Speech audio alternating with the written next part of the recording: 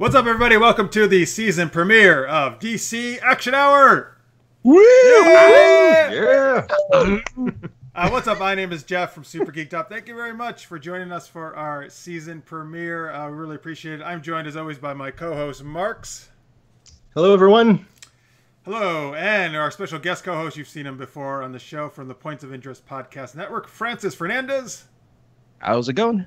Great. And our special guest, we're very excited tonight to kick off our season premiere, is actress and stunt woman, Michelle Christa Smith. What's up? Hello. Thanks for having me. Thank you for being here. So we're going to talk a little bit more to Michelle in just a minute and find out her cool stuff that she does. If you're in, I see there's already people in the live chat. Thank you guys very much for being there. I say Raisa and Lister's mate.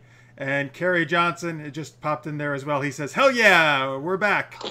Yes, we are. Thank you, Kerry. Kerry actually watched all our shows last season as well. But thank you, guys. We love seeing you in the chat. Please keep chatting away there. We'll share your comments. If you have questions for Michelle as we get going here, please put them in the chat as well.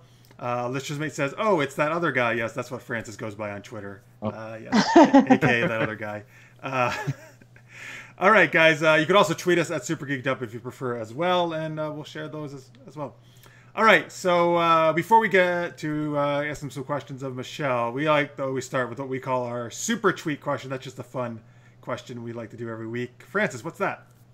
All right, your question this week for the Super Geek or Super Tweet of the week is: what's your favorite fight scene in any of the DCCW shows?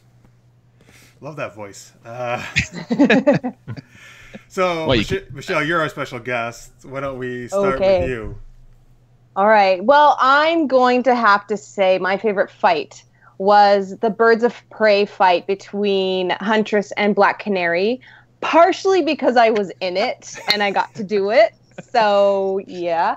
But I also appreciate it because it's two strong women that are battling each other hard, and it's full-on beast mode for them, and I really appreciate that, rather than these damsel in distress that need a male superhero to come and save them. It's these two women, and they're gonna kick some ass. Hell yeah. Preach that. Yeah. Totally. We talk about that actually a lot. We're all about that on this show. And we love it. Marks and I at least keep talking about almost every week last season about how we want a Birds of Prey show, actually. Right. Yeah. That would be awesome. It would be really awesome. And we want Huntress on it, and then you can get all the work, which is great. Yeah, absolutely. But to have a show of all female superheroes all the time kicking ass. Like, forget the guys. Yeah, that's right. Yeah. We're just going to leave. See you later. In the chat, Lister's mate says, "You are now on my 40-inch smart TV." Oh, that's cool. All right, thank you for watching. Awesome on that. Cool. All right, so all right, very good. Oh, I guess let's get the rest of your guys' answers. I got so excited about Michelle's, I forgot about you two. Marks, what's your favorite fight scene? I mean, one of the fight scenes that always sticks in my mind because they built it up and it had a interesting ending was from the episode The Climb, where Arrow fought Ra's al Ghul and lost. So I thought it was a good fight, good setup. Had one of the best fights. There's some good fights with Slade too. Now that I'm thinking about it, the fight with Slade on the ship where he's like throwing him around was pretty cool too. But The Climb is one that always sticks to mind. That is a good one. You know what? So there's probably all these fights I'm forgetting about, but I'm going to choose one that's very recent. It was the finale of Arrow, season finale last season, season 5. Lian Yu was the name of the episode. I actually thought there was lots of really awesome fighting in that whole episode, but the Black Canary, Black Siren one in particular, I thought just totally kicked ass, and they really did a great job with that one. So that was mine. Francis, what's your choice? Mine would be I guess close to the season finale of the first season of Flash, called Rogue Air, where it's Reverse Flash versus the Flash versus Firestorm versus Arrow. Just fun to just see, kind of, again, the building up of the crossover fight scenes, the crossover shows, kind of. This wasn't the first time, of course. I know that the Flash and Arrow had a little bit of a fight early on in the season, but this one accumulated to something that was pretty big, so I really enjoyed that. Great choreography, fun, just really fun to watch. Cool. Sweet. Well, guess what? Kerry Johnson tweeted this in. He's in the chat, but he tweeted this in before we started.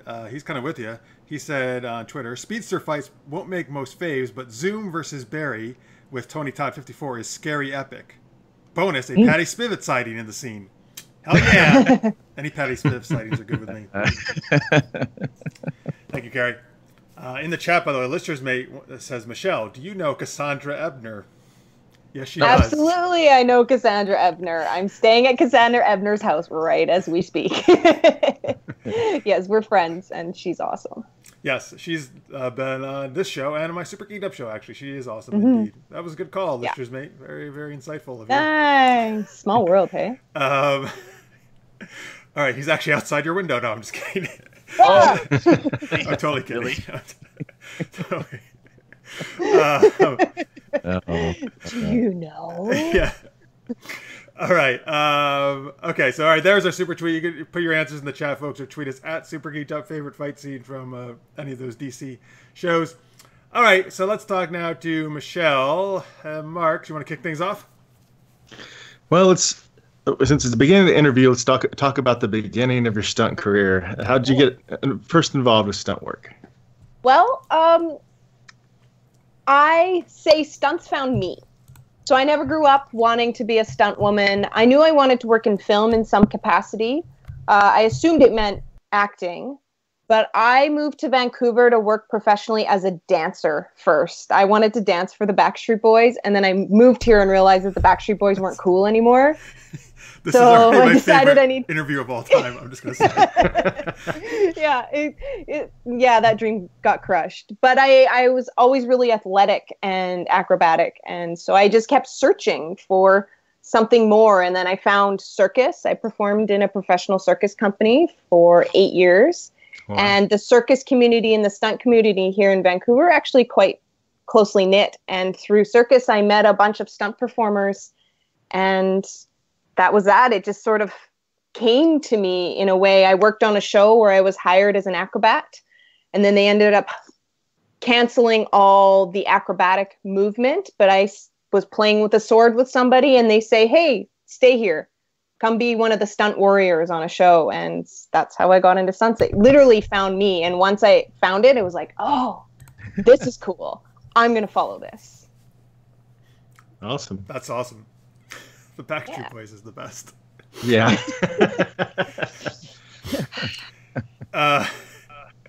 All right. Sometimes people confuse Francis, Marks, and I for the Backstreet Boys. Not really. Yeah. Oh my God. Yeah. All right. Ian from Sci-Fi Pulse just joined us in the chat. Oh, hey. He actually is in England. It's very late for him. Thank you, Ian. He also asked, he wants $10 for helping fill our chat room. I told him I would give him a $10 coupon to Denny's instead. And then people got excited actually about that. They want coupons to Denny's in the chat. Oh, jeez. You're going to be handing out a lot of coupons. Yeah.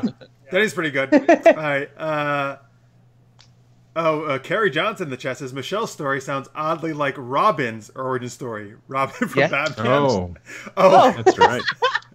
Except, I guess Robin didn't want to be the Backstreet Boys, right? Or dance for the Backstreet Hey, you never know. Robin would have been an excellent Backstreet Boy. Yeah, you're right. He would have. He really would have. All right. So why don't you tell people a little bit about the work you did on Arrow? So I worked on Arrow in season 2. I doubled Jessica DeGao, who played Huntress in that show. And the episode I did was the Birds of Prey episode where she fought Black Canary. And then we did a secondary fight as the real characters out of costume when Huntress's dad is killed or arrested. No, he's killed. Huntress gets arrested. And I fought a stunt woman named Atlin Mitchell, who was doubling Katie Lotz at the time. Both of them are badass. Atlin, I think she's working on Supergirl now as the main double for Supergirl. We had a lot of fun. It was choreographed by James Bamford. I liked it because it was a really intricate fight and it was a long fight. Plus, because Black Canary had that staff that she used, and my specialty is weapons manipulation. So I, at some point, get the staff from her, and then I got to do my fancy stuff with it. And it's one of the only times in film that I've gotten to do my specialty. So I really appreciated that. And there was the added difficulty of having to wear gloves and having a big black wig on. And so for me, it was a really good test of, can I do this under pressure on set with all of these obstacles? And I think that it went really well. I really like the way that the fight turned out. And we had a really good time. I really enjoyed my time on Arrow. That's awesome. Huntress is actually from, like, of all comics, Huntress is my favorite character. So I loved seeing Huntress in Arrow, and we talked about actually how we wish they would bring her back. It would be nice. I really liked her costume because I got to wear it, but I really liked the black and purple look. I thought that was really fun. Oh, actually, that leads in to one of my other questions I had. So, and I'll have you talk about this in a second too, because you also doubled for on Smallville, Black Canary. Yes. So since you actually get to wear obviously like the Huntress and Black Canary costumes, how is it? Is that like just like cool as hell? Does it make you feel like totally kick ass or? Oh, absolutely. Yeah. It's fun because they're so well made, especially the budget they put into those CW shows for costumes, because there is so much action. So these costumes have to be durable. They have to be you have to be able to move in them. They usually build them to the specific performer. So they built me a Huntress costume specifically for me. And it was really great because we were filming that in February. So it's winter still, so it's cold. So I'm warm because there's a lot of layers. But they're just really, really well made. Their costumes on those shows are top notch. And of course, you feel like a badass. You put it on and you're just like, yeah, I feel good. And then you put the wig on, they put the mask on you, and you're walking around all day and you're like, this is my job. I'm a superhero. I'm literally a superhero today. This is awesome. Were you tempted to go Starbucks or whatever and get some coffee in that costume? No, we were on the lot on that one, but I did do another. It was a day I was wearing a lot of prosthetics. This wasn't on a CW show, but I was wearing a lot of prosthetics, and Crafty, where all the food is, was down the street from where we were filming, and I had this face, like I looked horribly deformed and you wouldn't have recognized me. And so I had like all these lumps and things on my face, and to go to the washroom or go get some Crafty, I'd have to walk about a block and a half past all these fancy restaurants. And I forget because I'm in it. I don't see it. And then I'd see my reflection in the mirror and the horror of the people who are eating dinner watching me walk by like, oh. Then I look in the mirror like, oh God, I'm hideous. That's awesome. It's funny. So yeah, why don't you tell people about, we just mentioned it about Smallville, what you did there.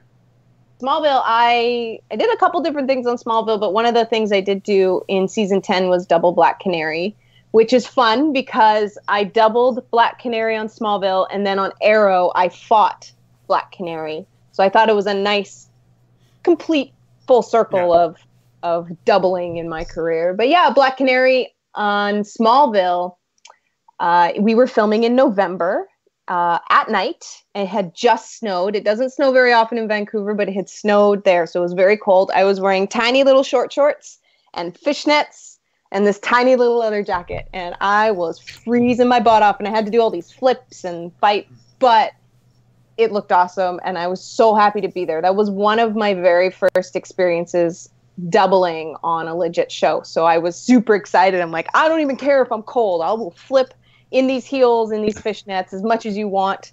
And I fought, I can't remember the character's name. It was a long time ago, but we did a really cool fight scene in one of the back alleys, and it was just fun. I got to fight one of the most experienced stunt women in town at the time, so it was a really good learning experience for me. I really learned a lot on Smallville. In the live chat, Carrie wants to know, did you do the Canary versus Chloe fight in Smallville? I think that's what it was. I think it was Canary versus Chloe. Okay, cool. I know it's been a while since Smallville, but I know that was a long time ago. I love that show though, man. And folks, man, that show was doing awesome stuff before any of these DC shows on CW were too. So they went 10 seasons. I know. 11. It's amazing. 10 seasons. Yeah. Yeah. Amazing long run that show had. Absolutely. And it's still like it's syndicated on some network somewhere. Oh, sure. Oh yeah, they rerun that. I'm gonna read this comment, even though I think it's terrible. But Sci-Fi Paul says, "Did she get to punch Tom Welling? I've always wanted to punch Tom Welling." No, unfortunately, I have not punched Tom Welling. I've met Tom Welling. I love Tom Welling. I've never punched him in the face. I think he was amazing as Clark. His stunt double. I will say this: his stunt double, Chris. They were identical. They would stand side by side, and you wouldn't know who was who. It was really cool. Wow. Sweet. We got some more questions. Francis has some cool questions, but before we get that, you want to tell people, and I'll put the screen up where some stuff they can find you online, all that stuff? Totally. You can find me on all the social things. My main space is Facebook, so you can go facebook.com/Michelle Christa Smith, and you'll find my Facebook page. I offer a lot of Facebook Lives, tutorial videos. I post videos of me doing fancy stuff, usually with lightsabers. So please join me there. You can also follow me on Instagram. That's @michelle.c.smith. And YouTube, if you just search Michelle Christa Smith, you'll find me. I'm really trying to build up my YouTube page and put more fun, exciting, quirky videos up there. So that's all my stuff. Awesome. Francis? What do you got? Okay, I have a few. I guess I'll go ahead and start with, you mentioned using a lightsaber. Now that you're considered a lightsaber master, will we ever see your skills in a future Star Wars film? I say yes. I'm going to declare that because I believe that if you put it out in the universe, it'll come to you. I will work on Star Wars. I have a badass lightsaber fight in me, and I picture my role in there something similar to Darth Maul, where he's one of the main bad guys. They don't necessarily need to be Sith or Jedi. I kind of feel like I would be my own person, like the secret Jedi faction all by themselves. That's like super rad. And I can do a lot of really cool stuff with a lightsaber. And I have a very decent martial arts background. So I could do like... Decent. Gosh, it would be so cool. So I'm just waiting. People at Star Wars, I'm ready. Please call me anytime. I will ask another one then. You talked about your decent martial arts skills, which we had discussed pre-show. So decent is definitely an understatement. Have you been registered as a lethal weapon with those skills that you use to pay your mama's bills? No, but should I? I thought that was a thing. Isn't that really a thing where you can actually register your fists as weapons? I thought that was. I don't know. I've often wondered like if I had to defend myself, and I don't want to put this out there, but if I had to defend myself and I know what I'm doing, if I would, I don't know how that would work if I actually had to actually hit somebody to survive. If I would, when the police came and asked me what happened, if I'd get any trouble, they're like, well, you know how to punch people. Well, you have done a lot, but I guess... So I'm just sharing the chat. Sci-Fi Paul says maybe she could be a gray Jedi, which I'm not totally up. I guess those are kind of in the middle, right? Cool. Yeah. I don't know what that means. And but then, yes. yeah, I know. It's some more like the, I don't know. Where does that come from? One of the animated series? Is that?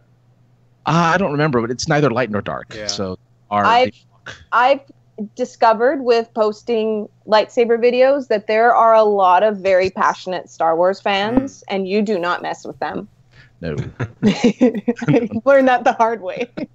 And also, Carrie says he's calling it that Michelle should be Ahsoka Tano, who is a very popular character from Clone Wars, right? Who originated, I think. Sure. Okay. Sounds great. She's a Jedi. Yeah. And she love that name. She's gray now, and is she gray? Well, there you go. Well, I like the idea of gray. It's kind of like Catwoman, where she's neither good nor bad. Yeah. She's just kind of serving her own purpose. I like that. Yeah. I'm into that. Yeah.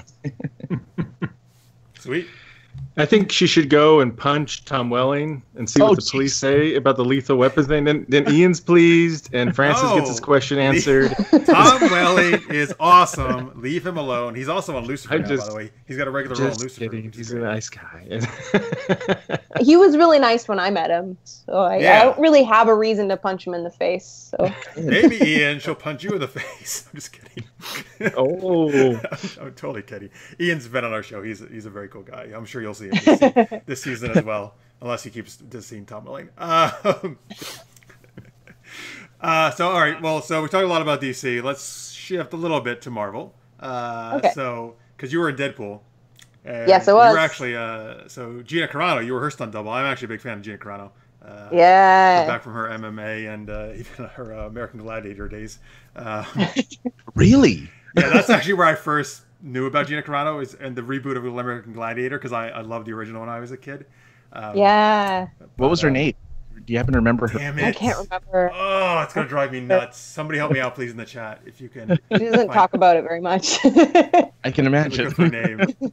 I do. Oh, man, I love that version too. Anyway. I remember watching it back in the 90s, the old one. The original one, yeah. Yeah, it was cool. Yeah, Fun so show. yeah, I did. I doubled Angel Dust on Deadpool, which was a really, really fun experience. That has been, to date, my favorite on film or on set experience that I've ever had.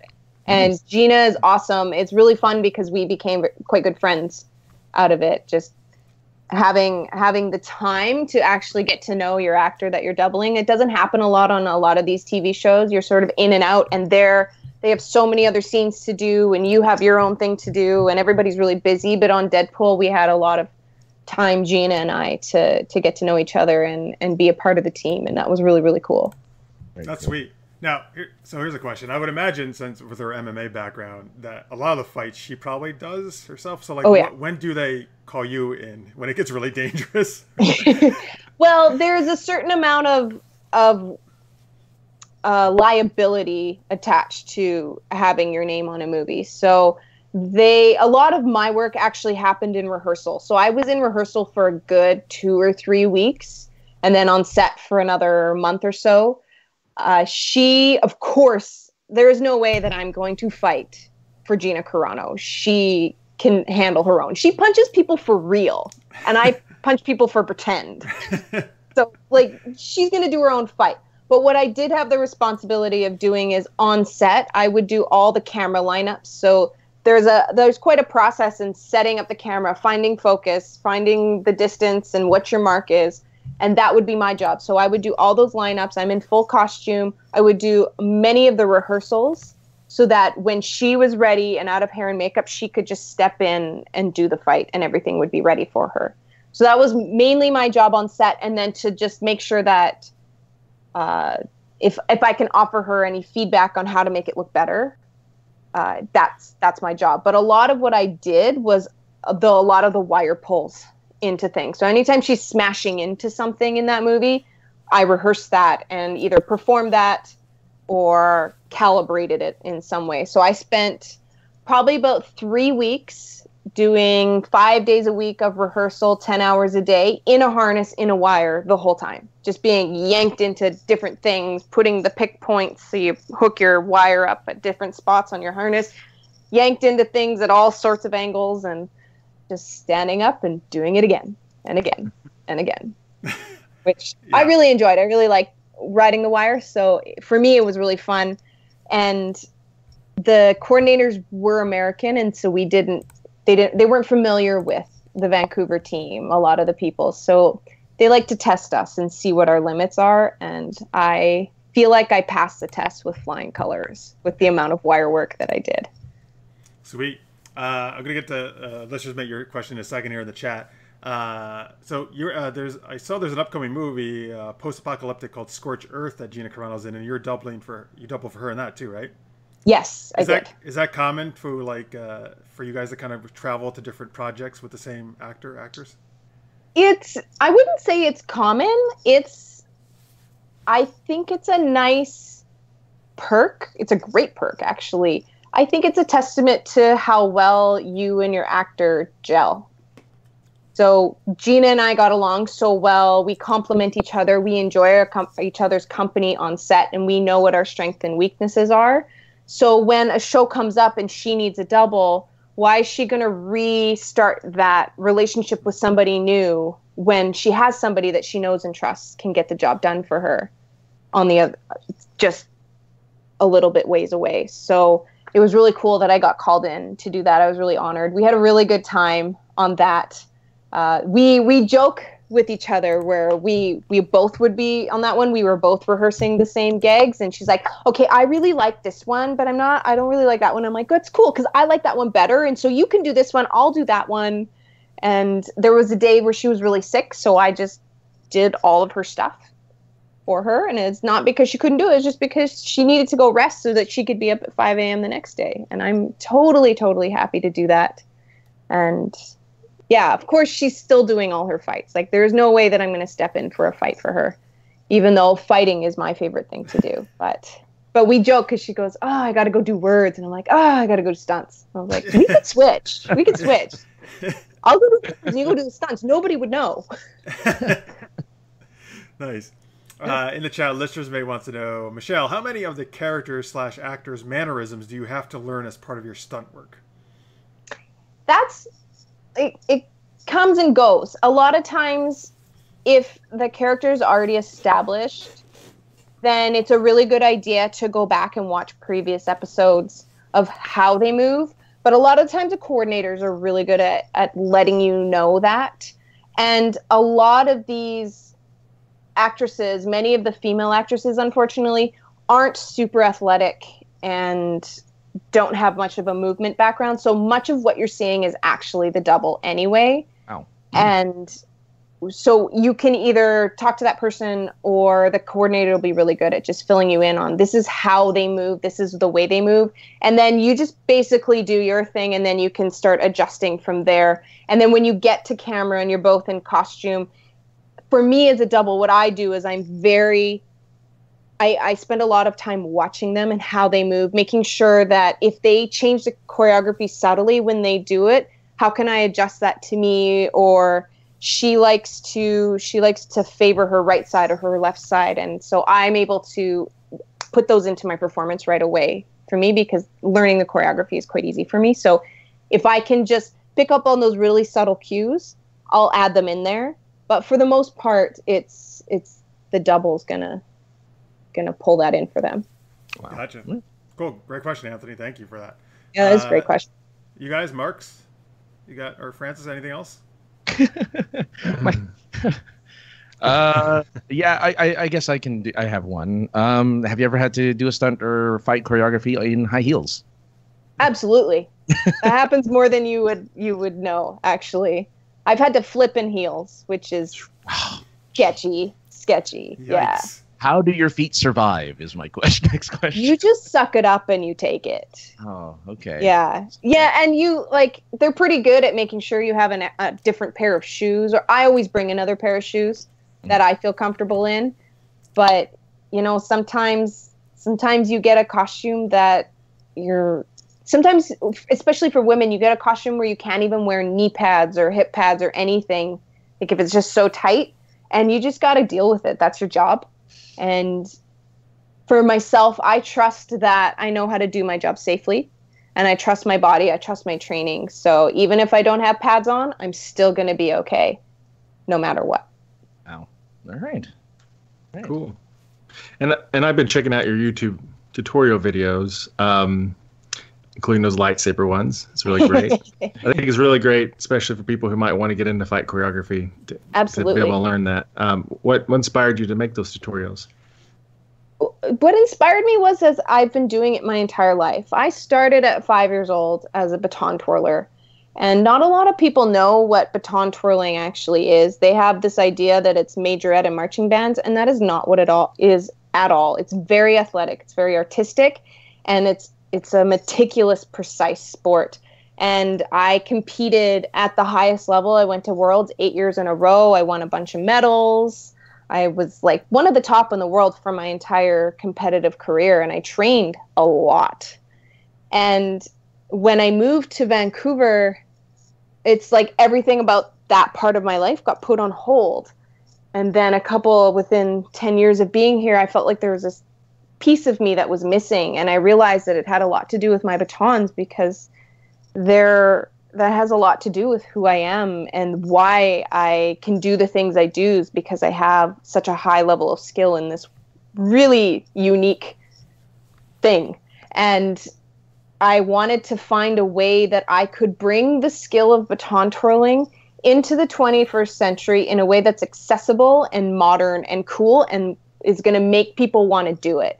And it's really interesting that I started doing martial arts for stunts. I started training martial arts before I realized this. So I had already at that point where before I woke up to like, oh my God, it's all about the skill that I have, that I had already built a repertoire of martial arts movement in my body. So when I picked up swords and staves or Kali sticks or knives, it was like the whole world just expanded for me because I'm more comfortable with something in my hand than anything.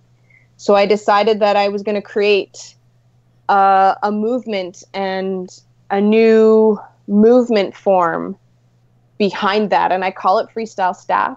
And I plan on bringing it into the world, much like CrossFit became a big thing, or parkour, or any of those obscure sports that are now huge lifestyle things. That's my goal for Freestyle Staff. And so it's taking the skill of baton without the sequence and the smile and the cheese, but taking the actual skill that's really, really useful and cool and precise. It's very, very difficult, but combining it with martial arts and acrobatics and transforming it into this really just badass movement art and movement. And I feel like I'm doing a pretty good job of that already. So I have probably about 15 or 16 tutorials up on YouTube already because I really want to build a student base around the world who can do these things because I have so much knowledge and experience to share in that capacity. And so we're really just at the beginning. And so I'm constantly teaching it. If anybody even mentions that they want to learn something like that, I'm like, oh, I will teach you something right now. We're going to learn. and yeah, so that's what inspired me to do the tutorials because I want people to see it. I want people to learn. And I think if it were put into the right context, people would get behind it and want to be doing it. So I feel good about it. Awesome. Sci-Fi Pulse had said in the chat, so baton trolling to doing it with swords. Cool. So he likes that journey that you went. I have one last question for you. Is there any kind of stunt or fight scene you haven't got to do on screen that you would love to do? Star Wars lightsaber fight. Call me. I should have known. This girl. I would like to, ideally in my world, I'm not satisfied doubling women. I'm extremely grateful and I appreciate the opportunity when I do get to go double these badass actresses. But for me, in my world, I want to be the actress. I want to be the action actress that they call to do the acting, the fighting, all of the in-between stuff. And so that, for me, is the avenue that I'm pursuing as far as my film career goes. Because I feel like it's there for me. And that's what I want for Star Wars as well. I don't want to be somebody's double. I want to be the character. And it's there. I'm putting it out in the universe. And it's coming back. All right. Well, J.J. Abrams just joined the chat, and I wish he did. Awesome. So, J.J., we need to talk. All right, sweet. So, once again, can you tell people there are different places they can see your videos and check you out online and all that good stuff? Absolutely. So, as I said before, my Facebook page is where most of my people are. There's a lot of people on there interested in what I do. There's a lot of people interested in classes. I do have an online group class starting for Freestyle Staff, and there's a beginner class and an intermediate class, and we just do it via Google Hangouts. Online classes are the way of the future. So you can find all of that information about my classes. It's under the event page on my Facebook page. So you do facebook.com/Michelle Christa Smith. As always, you can follow me on Instagram. I post to Instagram probably 3, 4, 5 times a week. I try and be consistently posting on there, and that's at michelle.c.smith. And then all of my tutorials, all of my stunt reels. I did a music video recently. A couple of my other vlogs and speaking videos are on my YouTube page. And you can just look up Michelle Christa Smith on YouTube and you'll find me as well. And then there's my website, michellecsmith.com, which I forgot to mention earlier. Someone's Oh. Oh no. Yes, I was putting all that up on the screen as well, so they got all the websites there. Awesome. Yeah, I'd love to see you guys there. I am big on communicating with my community, because they're the ones that are cheering me on and supporting me and letting me know where to navigate this path with Freestyle Staff. So I'm happy to have anybody come and join the party. Sweet. Very cool. Awesome. And folks, if you are watching in post, if you saw this on our Facebook page, please put a comment in there. We'd love to hear from you. Yes. Thank you so much, Michelle. You're awesome. We really appreciate you stopping by. Thank you so much anytime. for having me. That was fun interview. Great. Good. Nice meeting you. Thank Cool. you. Thank you. Have a good time. Hopefully we'll see you more. Maybe Huntress will come back. We'll see you again. Oh, there you go. Absolutely. All right, I'm there. turn the lightsaber on. Yep. See lightsaber. Yeah. Yeah, there we go. We'll see you in Star Wars. Oh, that's a good pose. You got it. Yes. That's good. Do you want me to do that again? Yeah, this is going to be the thumbnail. This is the episode 9 poster, folks, right here. Yes. Yeah. Oh. I got to take it. All right. Thanks so much, guys. All right, Have bye. a wonderful evening. Bye. Bye. All right, cool. So, as I Marks, so your Skype, just so you know, is getting a little frozen. You want to, while I talk about the upcoming shows, maybe want to rejoin our call here in a second? Oh, sure. Yeah, try hanging up and rejoining. All right, while he does that, folks, let me tell you about our upcoming shows. We're very excited this season. We're going to have some really cool guests on, like Michelle. So next week, we have Susan and Clay Griffith. They are the authors of 2 official books, Flash, The Haunting of Barry Allen, and Arrow, A Generation of Vipers. So we're going to talk to them next week. And then in 2 weeks, October 29th, David Nichol, who plays Anatoly on Arrow, is going to join us as our guest. And then November 5th, the week after that, Amy Gumanek, who plays Cupid on Arrow, will be our guest. So lots of really cool guests. We're working on some more, like David Sobol, who plays Grodd in the future as well. And we're going to have plenty of other people as the seasons go on here, as well. Carrie Johnson says, cool interview. All right, good. Yes, Michelle was great. Thank you very much for coming on. All right, cool. Mark, you're back, right? I believe so. Okay, yes, you are. Good. I'm on the screen. All right, well, so why don't we now, folks, we are going to talk about all the season premieres of all the awesome shows, Supergirl, Flash, Legends of Tomorrow, but we're going to kick it off with the season 6 premiere of Arrow, and we're going to turn things over to Marks. Yeah, so this was Arrow, episode 1 of season 6, of course, called Fallout. It was directed by James Bamford, who I think actually does a lot of fight coordinating for Arrow. But now he's been directing a lot also. So it's written by Mark Guggenheim, that one dude, one of the showrunners, and Wendy Miracle, who's also a producer, written a number of episodes, including the season finale where the island blew up and everything from last season. So and she also wrote the Vixen animated series, which is cool. So it's been 5 months since Prometheus' death and the explosion on the island. In the present and via flashbacks in the episode, we learn the fates of Team Arrow. William's mother died, as I think we suspected when we talked about it. Thea is in a coma. Black Canary and Wild Dog got costume upgrades. Lance feels guilty about shooting his evil daughter from a parallel Earth. That's an everyday sentence, right? Slade has a lead on his son. Curtis's balls are better than ever. Diggle shooting blanks. I don't know. Oh, God. This is the best introduction ever. Oh, man. Oliver is trying to be a father, and Raisa, I'm not sure how you pronounce her name. I don't know if you remember her, is back. She was like the housemaid or whatever from episode 1 of season 1. She was in it before? Yes.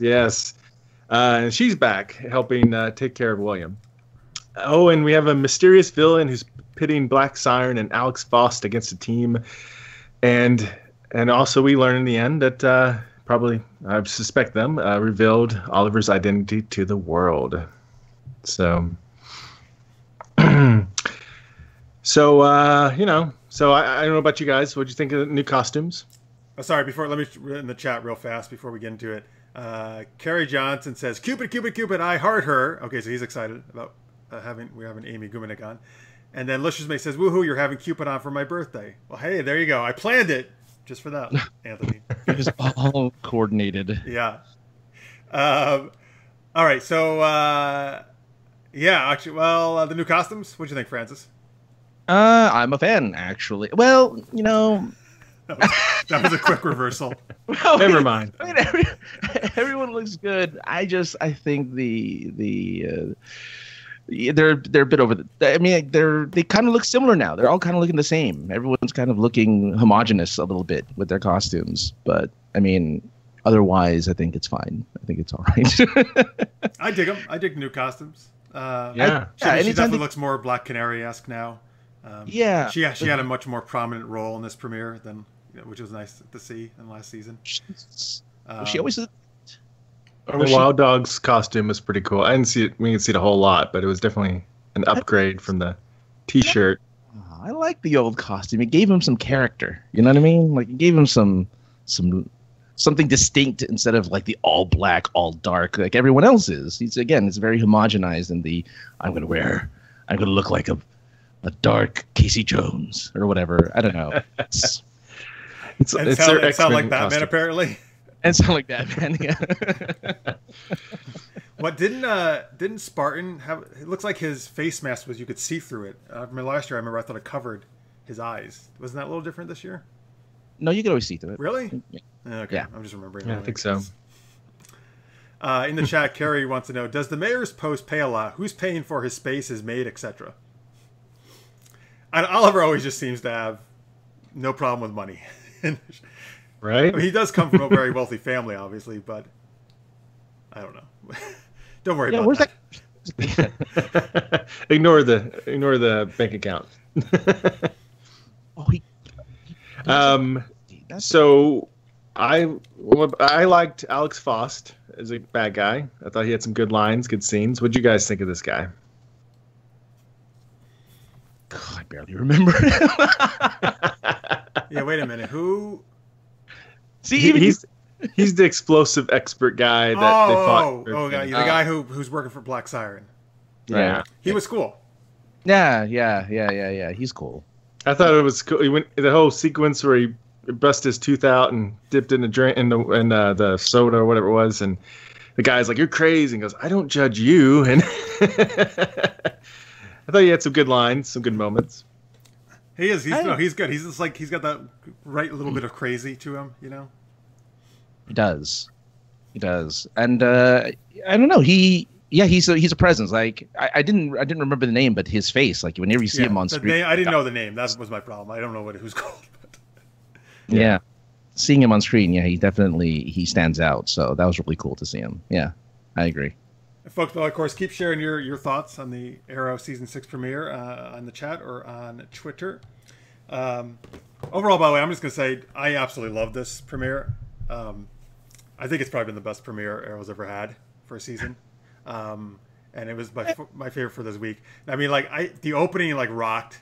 I think, it was action-packed. He coming out of the water like that. I was like, oh, that's so cool on the ship. And I don't know, dude. I think they were firing all cylinders this whole episode. The episode moved well. The flashbacks were very brief and filling in the gaps, from the island. I wouldn't have minded one major character death. That wouldn't have been so bad. Just one. You had a coma. Well, okay, but they hinted. Okay, so I'm glad that they found. Not glad, but I find it funny they found a way to still flash back. They still found a way to fit in flashbacks in the show, which means they'll be flashing back to the season finale. I wonder if they're going to do that all season long, just flash back to the island right when it exploded. I don't think so. I think, but these, we complain, at least I complain about the flashbacks needing to end, but these worked. I think the way they did it for this particular episode and the way I think it totally worked well. No, I agree. I think it worked fine. They were trying to make you kind of guess and tease who was alive or not alive and what happened with Black Siren. So that worked well. Yeah, and I'm glad there were some consequences to.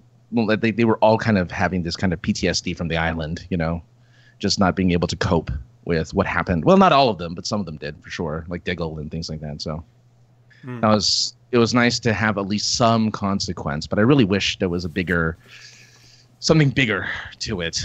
But I knew that wasn't that. I knew only the mom was gonna And I'm assuming Evelyn died too. They didn't even mention her because she's such a throwaway character. Who cares? Yeah, exactly. Probably, yeah. Yeah. No, Merlin survived, saved her, and is training her right now. Well, if John Barrowman comes back, they may do that someday. Oh man. But yeah, man, I think. Oh, sorry. Go ahead, Marks.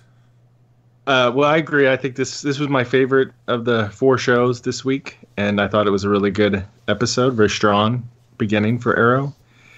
And there's a lot of teases about stuff coming up. I'm not really sure if, we've talked about Richard Dragon. I don't know if that's really Richard Dragon who saved Black Siren or not. Who offered the hand? Oh, yeah. I don't know if it is or not. I mean, he's definitely going to be in it this season, but I don't know if there's some other villain. Because I was confused. Like, did she just like go because she's like, oh, I'm still alive? Is like, or is it like he did something magical to wake her up right then or something? Oh, what was your impression? I just thought maybe he did. No, my impression was she just was alive and just came to. Yeah. Okay. Just very well timed. Oh, someone's here. I'm gonna wake up now. So they do that all the time. I figure it was one of those. By the way, in the live chat, Lister's says, I hated the opening. Why couldn't they make it where it was like 5 minutes after the explosion, not 5 months? And Raisa agrees with him in the chat. And Sci-Fi Paul says, thought it was interesting that Ollie's son is dreaming of his father being the bad man.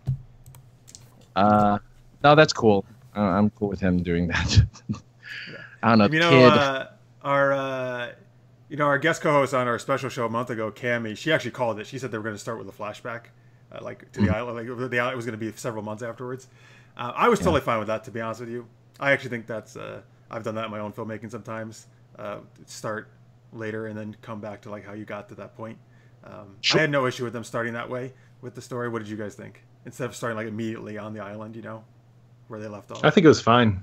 Yeah, nothing wrong with that. It allowed the team to gel too. You hadn't always had that gel between a team, and now they've been together for X amount of months, really working together really well, and that was good.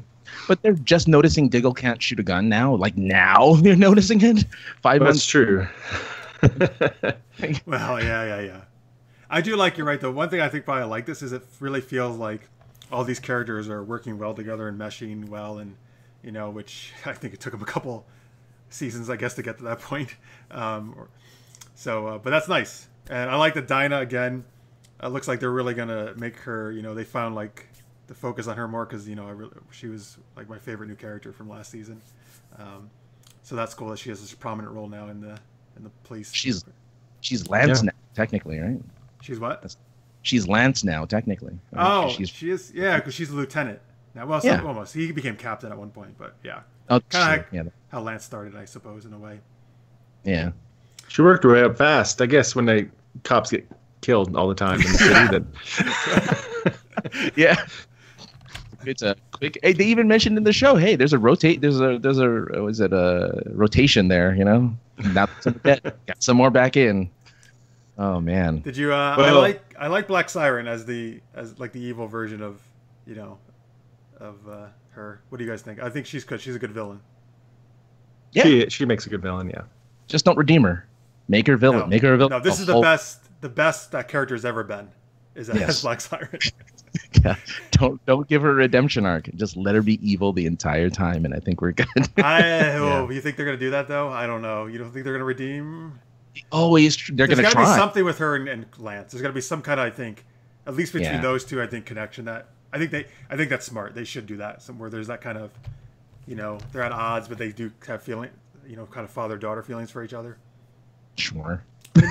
No, fans is like, I don't give a shit about any of that. Okay. Well, I think it's just. But that's good though. If they're opposite, she's evil, he's good, but they, but neither of them wants to really kill the other one or turn the other one in. I think that's dramatic. Yeah. No, I can appreciate that. Sure. Yeah.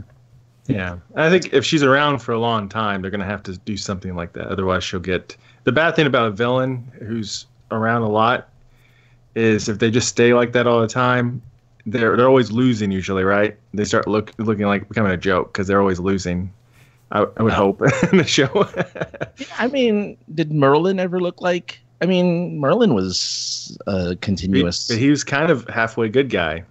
Yeah, they'll probably walk that line. He was never really all good though. He was always, Well, with his daughter, he was good. Yeah, he was never. He was always doing his own schemes though. And I mean, at some point, if he really wanted to take out Oliver and the team, he had all the information he needed to really wipe him out if he wanted to.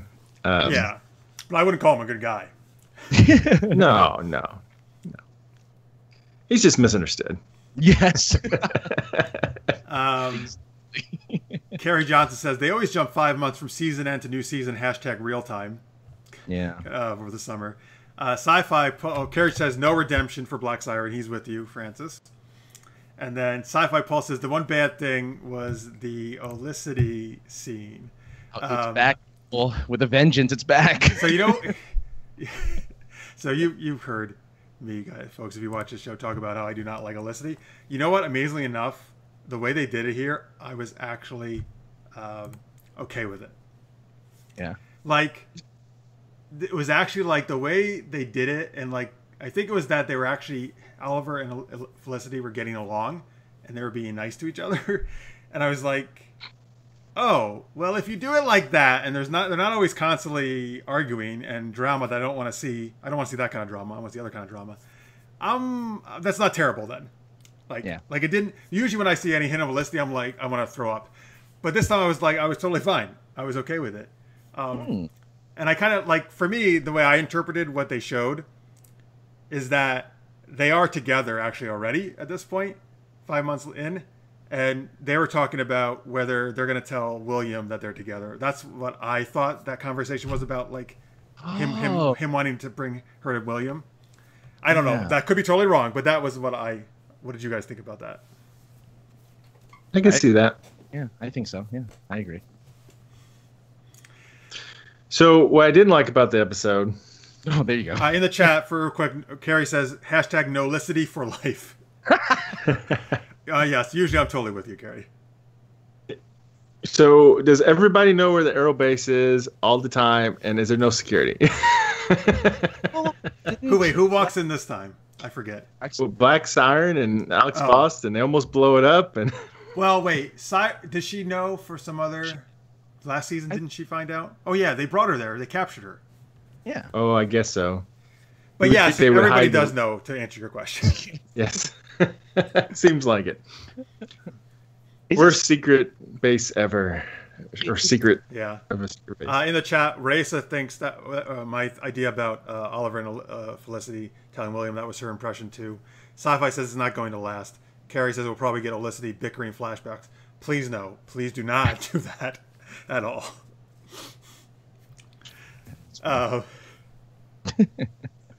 Yeah. So the one thing I didn't like, I loved everything about this episode except the thing with Thea. So at first I thought she was dead, and I was like, oh no, because Thea's one of my favorites. But then I was like, well, you know what? They had no idea what to do with her last season, so I'm okay if they're just gonna kill her off. Mm-hmm. But then she's in a coma, which just tells me also they still have no idea what they're doing with her character, and I don't understand that.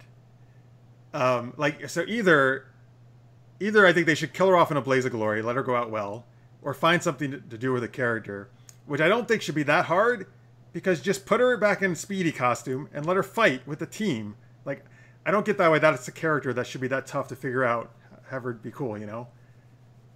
I don't know. What do you guys think? Like, I don't really get it. I think she's under a similar contract as last year, where she's only going to be like an X amount of episodes. But here's the thing. I don't know why. Unless somebody correct me if I'm wrong, I don't think she's on any other show that has her full commitment, you know? Like, why is that the case? I mean, I don't know if that's the writers or if the actress has something else in her personal life that she's doing that she wants less time. I don't know. But you can tell they're trying.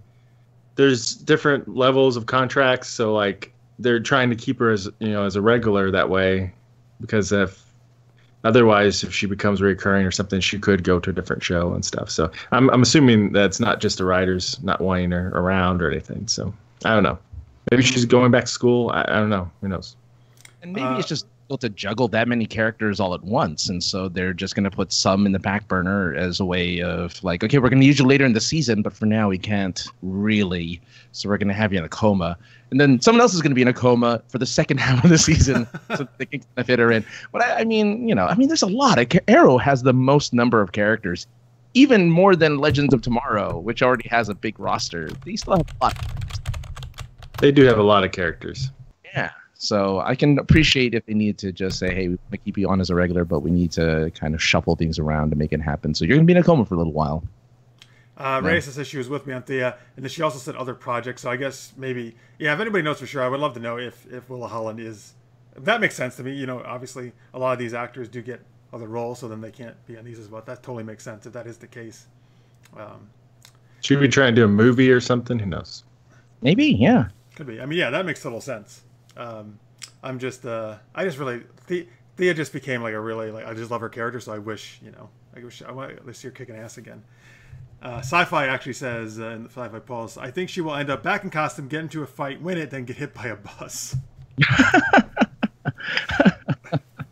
I hope not. Yeah. She doesn't have anything in the pipeline on her IMDb, so... See, that's what I'm talking about. Yeah, I can't find anything. That's why I'm so confused by this. I don't find anything on IMDb. Yeah. Like, the last thing she's doing is Kingdom Hearts, but that's voice work. That's cool, though. Yeah. It's awesome. More Thea. Maybe they're secretly prepping the Birds of Prey, and she's too busy getting ready for that. Oh! Maybe, yeah. Because that's what I really want to be true. That would actually work. That would really work, yeah, sure. Yeah, man. I want her. I want Huntress. Black Canary. I don't know. Who else? Yeah. I don't know.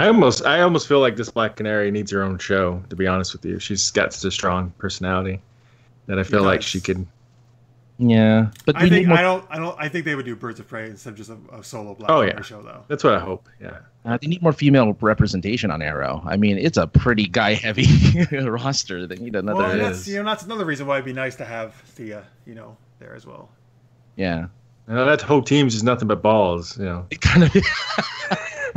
Well, look, it's not really. You have Dinah and Felicity. You have Dinah and Felicity. That's really not that bad. Yeah. Like a third of the team, right? 2-to-1 ratio. Still, it's all right. It's fine. Anything else about? So, what do you guys think about him and his son? I mean, I think that's work. I mean, it makes sense the way they're doing with it. I think that the son is not going to be warming up to him right away. He's going to be a super villain. Yeah. I hope so. Oh man, I hope so. Marks, make that happen, please. I don't like kids in shows like this. I have a feel they feel like they kind of they put up a lot of these weird kind of just artificial conflicts. You know what I mean? Like this kid's in danger. It's just I don't know. It's just weird. Hey, the kid, and they can just capture the kid, and now they have a thing against Ollie, or they can just I don't know drug the kid, and now they have a thing against Ollie. I don't know. I don't like children, especially since now maybe everybody knows that he's Oliver. Exactly. Yeah.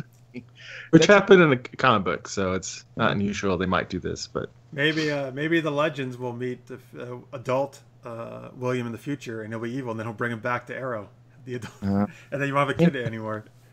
There you go. He does become an archer of some sort in the comics, so. Sure. Carrie in the chat says, "I'm jumping the gun a bit, but since Ollie's secret is exposed, who wants a Tony Stark Iron Man scene next week? Hashtag I'm Green Arrow." From the previews of next week, it looks like that's not happening. It looks like he's totally trying to hide it. And this is the second time he's been outed. He was outed as the Arrow. That's the thing. Like, how many, like these, I guess people are like, I don't know, in this show just like are very easily fooled. Like all he has to say is no, I'm not, and they believe it. Oh sure, Mayor. Oh okay, Oliver. All right, sure. Well, they can't recognize Supergirl. She just puts glasses on, so But that's Earth 38 or whatever it is. I guess they're more gullible over in that Earth. Oh, okay. Here you got to put a hood on at least. Right. Come on. You got a mask. Oh man. Anything else on Arrow? We missed. Nope. Just like the Slade is there. Shit! Thank you. Oh yeah. Oh, I forgot about that. Yeah. Dude, oh man, I love Slade so much, And he was only in one scene, right? But dude, Manu Bennett, man, he just lives such gravitas to every scene he's in. Like, he just commands, like, I think his presence is amazing in any scene he's in. He would. He can come into and order pizza. Like, I would like a pizza. Extra pepperoni. And I would be super interested in that, actually. Want a pizza. Because if they put anchovies, I figured, he's probably going to, like, cut it with a sword or something. Horrible's going to happen. He was in the flashback scene, and then he was in the hospital scene. Yeah. So, but he's going to look for his son, right? He's going to find her in Calgary, actually, where our guest was originally from. Cool. He is, by the way, I think maybe the 4th episode. He is in a future episode, according to IMDb, so you will see him again. I mean, obviously, we're not going to get him as a regular, but I do hope he makes at least a few appearances this season, because that would be great. I think he'd make a great regular, actually. I think he'd really be good. Dude, season 2 is my favorite because of him. I'm saying they're not going to do that this season, though, apparently. I wish they would. Oh, my God. Like, I love season 2 because of him. The show definitely took a downturn after he left. Yeah. He's on the Chronicles of Shannara. Is he still in that? I thought he left, maybe. No, he's still doing it? Well, at least for this next season, yeah. I don't know what the future of that show is. Although he's not in it as much as, like, the teens are in it, that show. Usually. Yeah. I guess not. Which is too bad, because also he's the best thing about that show, too. I mean, that show's cool, actually. Good. I've watched season 1. That's a cool show, but he's awesome. Yeah, no, I agree. Carrie wants to know, speaking of Slade, how is he walking around Star City? Last time he was there, he led a citywide uprising of death and destruction. They've forgotten that, too. Yeah. He has a thick beard, Right. He's not wearing a costume. Oh, yeah. That is actually... You know what? Everybody in the SCPD has been killed since that time, I guess, so nobody remembers him. Pretty much, yeah. Ouch. Oh, man. Sci-Fi Paul says he's still in season 2 of Shannara. Yeah. All right, so folks, what we do here is we like to rate each episode at the end. We do it it's like a 4-star system, but we do something unique for each show. So for Arrow, we use boxing glove arrows as our rating system. Francis, what do you give it? I give it a 3.5 boxing glove. It was near perfect, I think, for a start. I just wish, again, one. The 0.5 is for the one person who should have died. One hero that should have died. All right. Who would you killed off, Francis? Felicity. What was that? I said Felicity. That would have been interesting if she died. You know what? I would have. That's what I've been saying, actually. But you know what? If they continue the way they did this, I'm okay with her. Yeah. And she used to be my favorite. I'm going to say that. I used to be a huge Felicity fan. I don't like what they've done with her, unfortunately. Yeah. So I agree with you. I think this was an amazing episode. Totally kick-ass. I'm actually going to give it a very rare for me. I'm going to give it a full 4 boxing glove arrows. I think you can't get better than a season premiere, I don't think. No. Marks? All right. I'm going to give it 3.75. Oh, my, that's the first time we've done that. What's the difference here? Okay. All right. Yep. It was just nearly perfect. So. Yeah. All right, folks, you can give your own ratings there. Sci-Fi says he goes 3.5 boxing glove arrows. All right. It's very high rated. This might be probably one of the highest rated ones. I hope Leon Yu, the season finale, I think we rated very highly last year as well, because that was great. All right, folks. So we still got The Flash, Supergirl, and Legends to talk about. Keep chatting away there, folks. Remember, we do have a Patreon page. If you dig what we're doing, you can go to patreon.com/supergeekedup, or there's a link right on our homepage of supergeekedup.com. We would love your help. Again, we do a lot of different geeky shows on our channel, but we really need your support. So if you're watching there and you can help us out, whatever you can do is a huge support. Thank you very much. All right, so we're turning our attention now to The Flash. All right, so this is the premiere of Season 4 of The Flash. The episode was called The Flash Reborn. It was written by Todd Helbing and Eric Wallace from a story by Andrew Kreisberg and directed by Glenn Winter. Okay, so in this episode, oh, by the way, Sci-Fi Pulse says 3.95. Actually, he's raising his range to put it. Oh, okay, so just 500ths below perfect. It's very crucial yes, measurement there. Right. So in this episode of The Flash, so as we left off in the season finale of season 3, Barry went into the Speed Force and they thought he was lost forever. So as we open this season, so Kid Flash and Cisco Vibe are basically have taken into kind of protecting the city in the Flash's absence. Sorry, Lister's 8 says, "This house is bitchin'." The line from the Flash. It should have been the title of the song, the episode. So Vibe and Kid Flash. It opens actually with them pursuing Peekaboo, which is cool actually because I was in the novel from our authors next week. She's in that novel actually, so it's cool to see her back. And they managed to capture her, and then for some reason Iris has become the head of Star Labs, and apparently, and so but they're talking about how well they're not catching as many criminals as they used to with the Flash around. They kind of got to up their game. Iris is super focused on work. She doesn't want to talk about it all. Barry being gone. If there's any chance of Barry being back. She's in kind of super serious mode. And let's see, Cisco finds he's actually working on a way to bring the Flash back. He's been working on this actually for a few months, but hasn't told anybody because he wanted to make sure it worked. He also goes, we see Caitlin. He goes find her in some dive bar where she's a bartender. And apparently she has her Killer Frost powers under control. He brings her back to help them out, bring Barry back, so she's back at Star Labs. Team's kind of a little bit back together. Let's see. So anyway, Cisco makes his gadget. I don't know what the hell it's called. I can't remember. But he makes his gadget to bring Barry back out of the Speed Force. He thinks it doesn't work because it doesn't appear, but Barry actually appears somewhere else in the city. And then they find him. But if Barry is all fucked up. He is just spouting a whole bunch of nonsense, and nobody can make any sense of what he's saying. And he's writing all this crazy stuff on all walls or wherever he's at.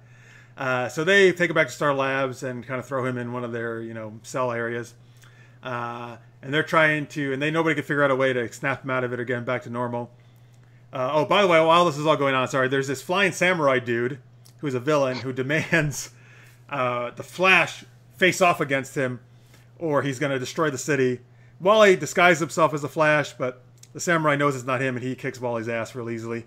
And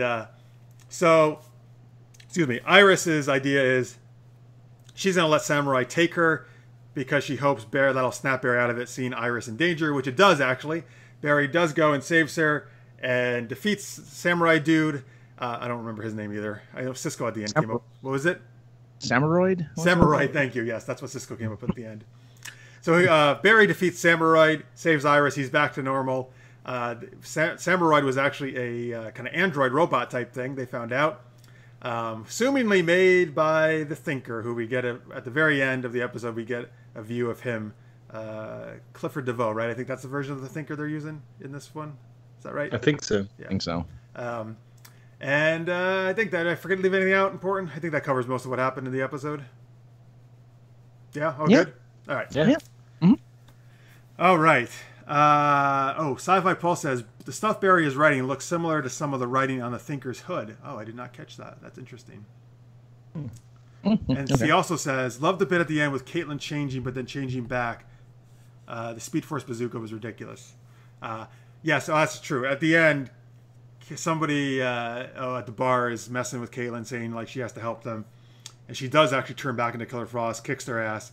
But then she manages to get it back under control and does it to Caitlin. So she is still struggling with the Killer Frost thing, but it seems like she's able to turn it off, but with great effort, is what we got out of this episode. She doesn't seem aware of it either, because she says, "Oh no, not again." So it seems like she's not too. Oh, really? See, I took that more as like, "Oh no, it happened." Like this is a thing that happens every so often, and she's, she had to put it down. Maybe. Okay. Yeah, I interpreted it as like, "Oh no, I changed. I don't remember what happened."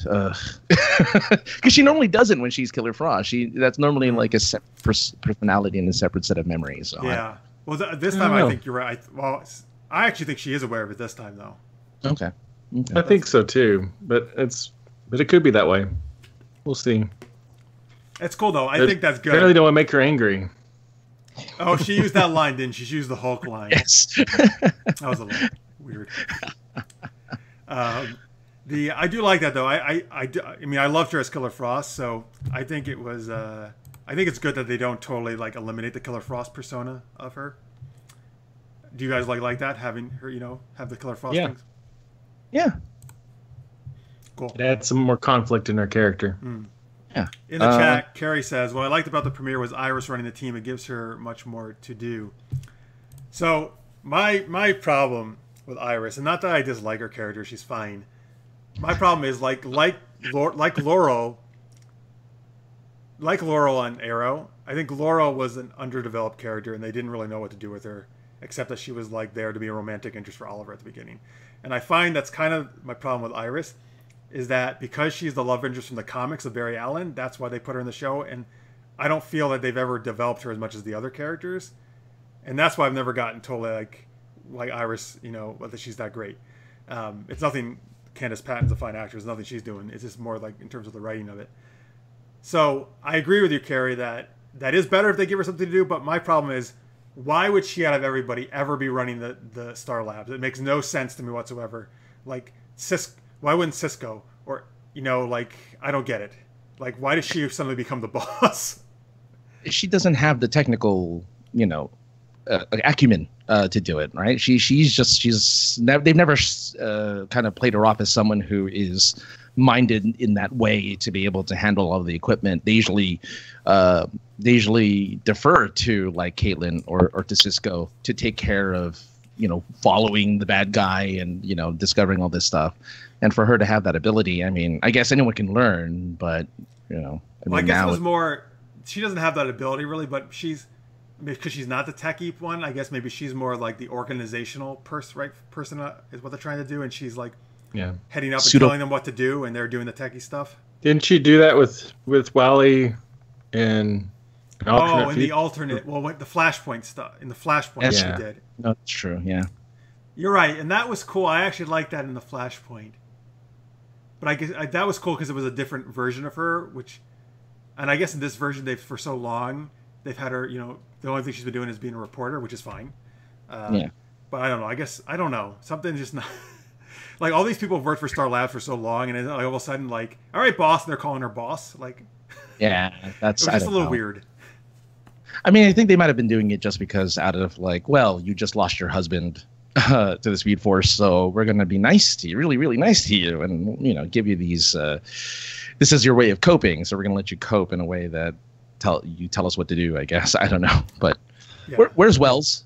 Where's Wells? Thank you. Yes, well, you are. I really afford to keep this place running too. Again, is Oliver paying for it all? Oliver has he has no money. I don't know how he's doing anything. They had a whole season where he was broke. Like, how does he have any cash? He got over that. I guess so. Oh yeah, man. This episode needed Wells so bad. Now he is coming. I'm sure he'll probably be there next episode or two, and because I know they said that it's the Earth 2. Terry, who's going to be in the beginning of the season at least, which is my favorite actually. So I'm totally down with that. But Tom Cavanaugh is by far, I think, the best. I mean, there's lots of amazing people on the show, but he's my favorite, and he's just awesome every season in his version of Wells. And absolutely, this show is way better when he's on the show. And I think this episode showed that. Are you going to miss Julian? No, hell no. Thank God he is on sabbatical in England or whatever the hell they sent him. He was the most annoying character last season by far. Yeah, I was indifferent about that guy. He could have been there. It doesn't matter. I mean, he was filler for Ronnie. That's all he was. He was Ronnie filler for Kate. So that's all. I liked him better, like the second half or so of the season. But yeah, it's not a terrible thing to lose him. No. He's like, I always he was only going to be in one season. Yeah. Carrie says Wells left Star Labs to Barry. Oh, okay. Well, there you go. But there's still an operational cost. That is actually true because they don't seem to be actually inventing anything that makes money. They're just doing stuff to stop villains. But there's no money in that. Right. Here's a consulting fee with the police department. With the Central City Police. Well, and plus they save money by only eating Big Belly Burger like all the time. That's all they eat. They don't eat anything else. They worked that into Arrow too. This they did. Carrie says Wells left him funding to keep it running.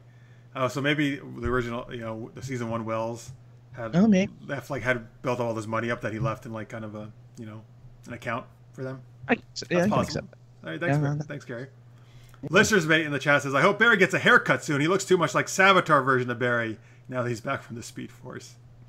He had a beard and everything. He had a beard right at the beginning. Yeah. Well, when he shaved, he still looked a lot like Savitar. His haircut was very similar. Big poof on top, yeah. I guess that makes sense. Yeah. My only problem with the episode where I kind of was a head scratcher was him suddenly snapping out of it and staying snapped out, and also breaking out of the containment thing too. I'm like, I guess that doesn't work very well anymore.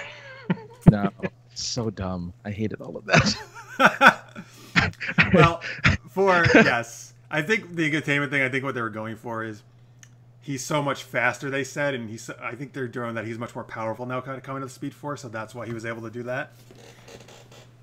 I don't know. I didn't. This was my least favorite premiere. I mean, I really didn't like it. No, I'll be honest with you. I think this is by far the weakest. Well, the season 1 premiere actually wasn't that great either, but this was a weak season premiere. I did not think this was a particularly good Flash episode. And Flash has been my favorite show pretty much for the last few seasons. I'm hoping it's not doing the Arrow route where season 3 and 4, are not so hot. Because last season it's still enjoyable, but I think it was definitely the weakest of the Flash of the 3. Although 1 and 2 were so high in quality. Yeah. And in the chat, by the way, Lanier says yes, right, as I mentioned, Ryan. Big Belly Burger was in Arrow season 1. Oh, where it was John Diggle's sister-in-law worked. Oh shit, that was Big Belly Burger. I didn't even put that together. Thank you, Ryan. And he said Oliver took his mother there for a meal once. That's great. All right. Yeah, I don't know. This episode I don't know, man. It just wasn't really working for me. I'm with you, Francis. I don't know. Go ahead. Well, I'm just saying, like, for me, it was everything happened too quickly. Everything they couldn't have one episode kind of having that team up with Wally and with Cisco. Like, that couldn't have been a thing for a little while. They even had, just to kind of jump to Legends of Tomorrow for a second. Wally even shows up in Legends of Tomorrow for a little bit. Like, he obviously teams up with other people to save the city. That would have been really cool to see while they struggled with the Barry thing. And he could have been rescued.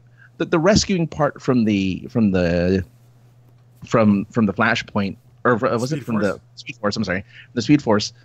Okay, that's okay, I guess. I wish they had waited on that as well. But him staying crazy would have been really cool to kind of work out for a few episodes while the others did their heroing thing. I think that would have been really a nice change of pace, and would have had more the consequences of the finale would have been bigger. Now it's just like, oh well, the love of Iris is enough for him to snap out of anything. It's like, oh no, I don't. That's true love's kiss, man. No. This isn't Once Upon a Time. Yeah. Oh my God. For everything is true love saves everything in Once Upon a Time. Well, I was hoping that maybe he's not 100% back to normal, but they didn't tease anything at the end, so I guess not. He's going to be fine. It's so annoying. Yeah, it is kind of weird. Like, particularly going against Samurai, they kind of made Wally look fairly incompetent, which I don't know why he got his ass kicked so easily. Yeah. Like, Wally should be pretty damn good at this point, I think. He should. He should get the second most popular superhero of Central City, Steel, to join him. It's a nice Legend reference, yeah. He was there. He could have done it. Anyway. Well. Steel's gonna move down to third most by the way, now that Flash is back. Yes. I'm actually surprised he's even I don't think he'd be that high, to be honest with you. No. I'm surprised anybody even knows who he is in Central City. In the chat, Carrie says the show needs a Kavanaugh infusion, so he's agreeing he wants to see some Wells. Yeah. Listeners Mate says the mysterious writing Barry was doing looked too much like Sumerian text. That's actually interesting. I don't know if it was. Maybe. Yeah, it looks very ancient, hieroglyphic-y. Carrie also says, I feel, don't get is I why feel the like there'll be more than just the house is bitching at the end with that writing. I think the computer was wrong. I hope writing means something in the end. I hope that writing actually turns out to be something much more meaningful than this house is bitching. So Carrie has a good question in the chat. What I don't get is why the Thinker wants Barry to show up. If Barry isn't there, his nefarious plans stand a better chance for success. Well, yeah, there must be some reason. Barry must work into his plan somehow, I would guess, right? He needs speed. He needs Barry's speed, like everyone else does. He needs that. Or he just, for some reason, wants to. Maybe Flash is the best. He wants to beat him or something. I guess. But yeah, that's. Well, I don't know. See, I don't know enough about the Thinker to know what his motivations usually are and stuff. So. Yeah. How can we possibly think like the Thinker? Exactly. What did you think of the design of him, though? He looked kind of cyber. I don't know, a little cyberpunky almost, right, or a little futuristic-esque. Yeah, it was different. It's the most. It's definitely the most out there costume design they've done so far. That's for sure. I wasn't expecting it. It's kind of cool, though. Yeah. I'm interested who that woman is too, who's assisting him. Yeah. No. I wonder if this version's going to be from the future or something, or I had a future vibe going on with everything. Yeah. They've done a lot of that though, but yeah, they could. Yeah. I am glad that Iris snapped out of it in terms of not being depressed by the end of the episode. And I mean, it totally makes sense why she was and why she was so focused on the work and serious. I get it.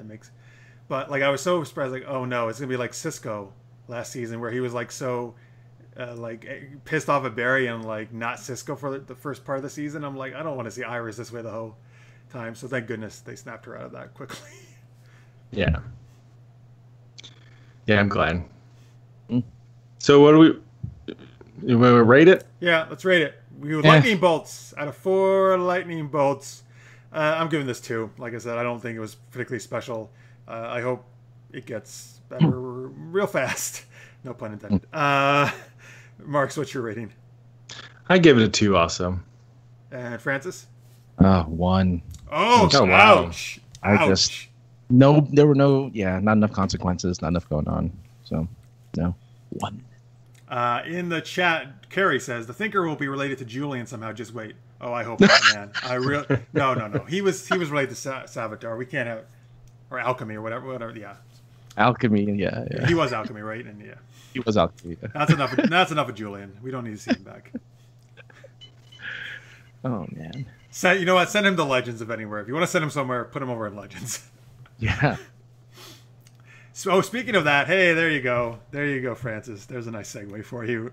Let's move over to Legends of Tomorrow. All right, Legends of Tomorrow. Episode 1 of this new season is called Aruba-Con, directed by Rob Seidenglanz, who apparently did a bunch of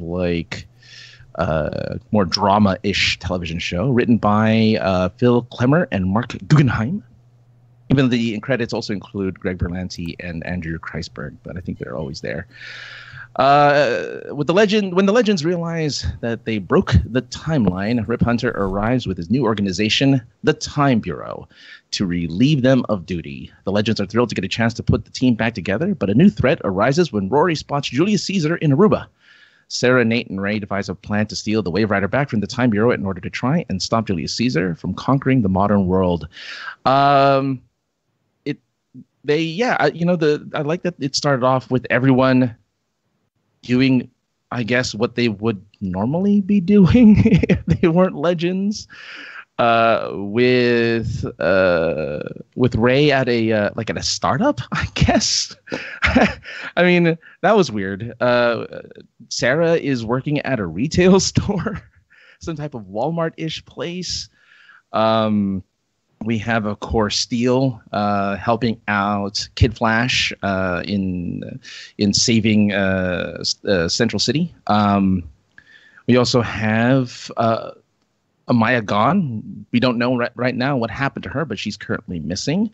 Dr. Stein is just living life. We actually don't know what he's doing other than his daughter is pregnant.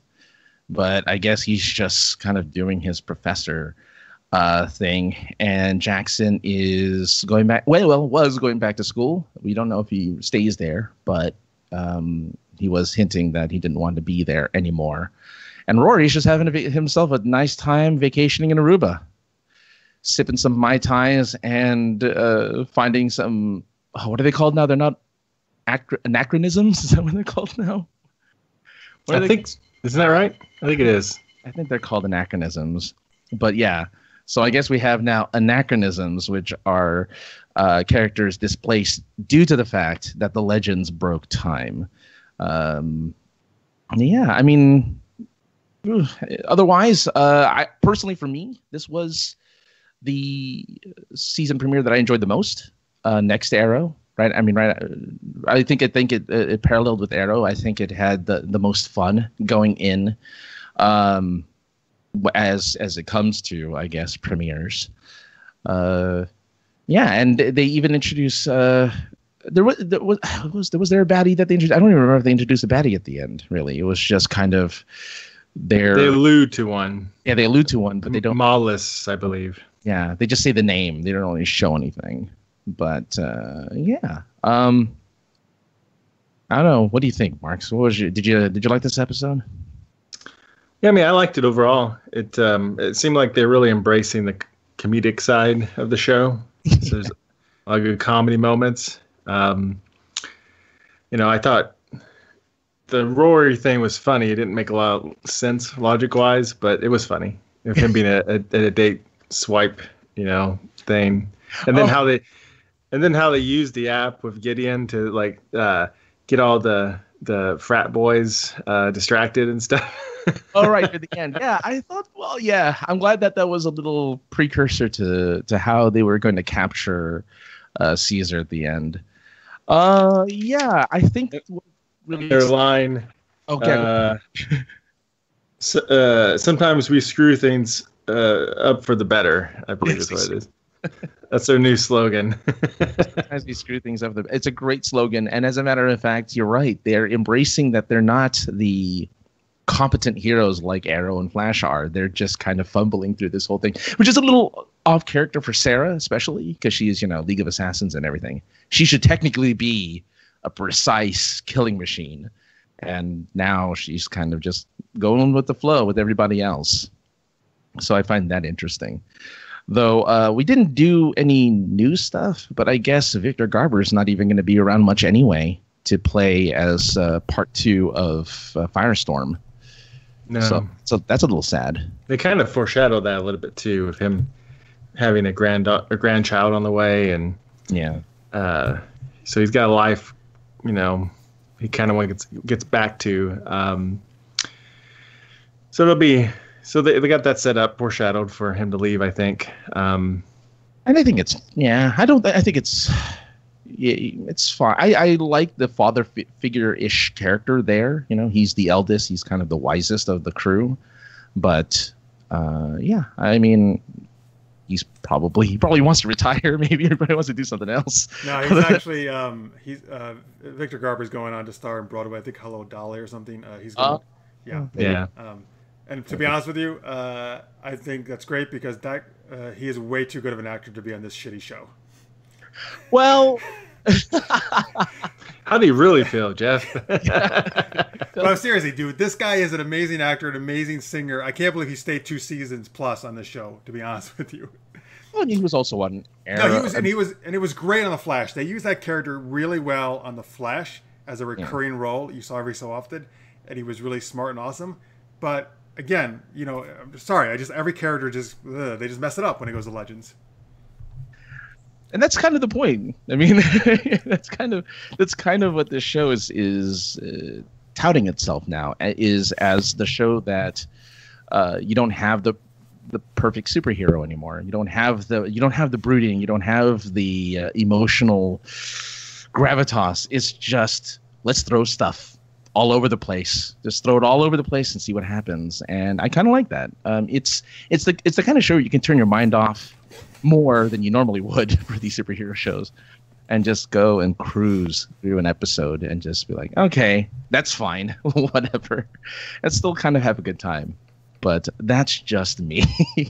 No, other people really like it too. I mean, I know Carrie loves it in the chat.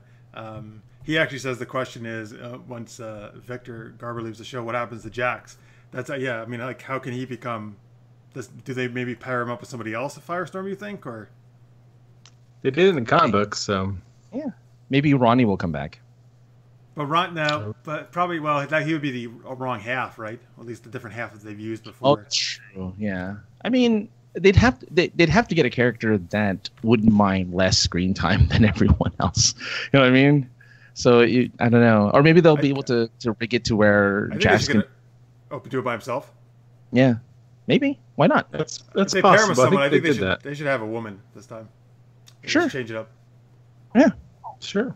Yeah, I don't see anything wrong with that. It's just, when you play second half to Firestorm, you're just going to have so much less screen time.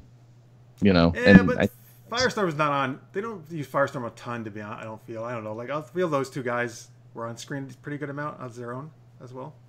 Yeah. I guess can't afford it. Yeah, the budget isn't worth it.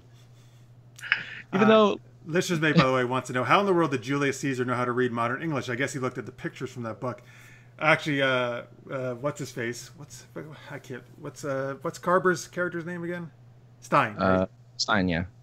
He said something, right? Or one of them had some explanation about it was called something. Yeah, that was really. It was called something about temporal something wormhole whatever something. Something, I don't know. It was technobabble. There was some technobabble explanation as to how it worked. It's just you just kind of like, oh, all right, wibbly wobbly. That's how it happened. Mm-hmm. But yeah, I mean, overall, I think that the reintroduction of the characters was humorous for the most part. So you liked? So I know I missed some of what you guys said. Did you like the way they had all those stupid jobs? Like, why is Ray working for a Tinder company? It's not Tinder. I know, but they're going to revolutionize, right? Because it's up and down instead of left and right. Because I think this show embraces being dumb.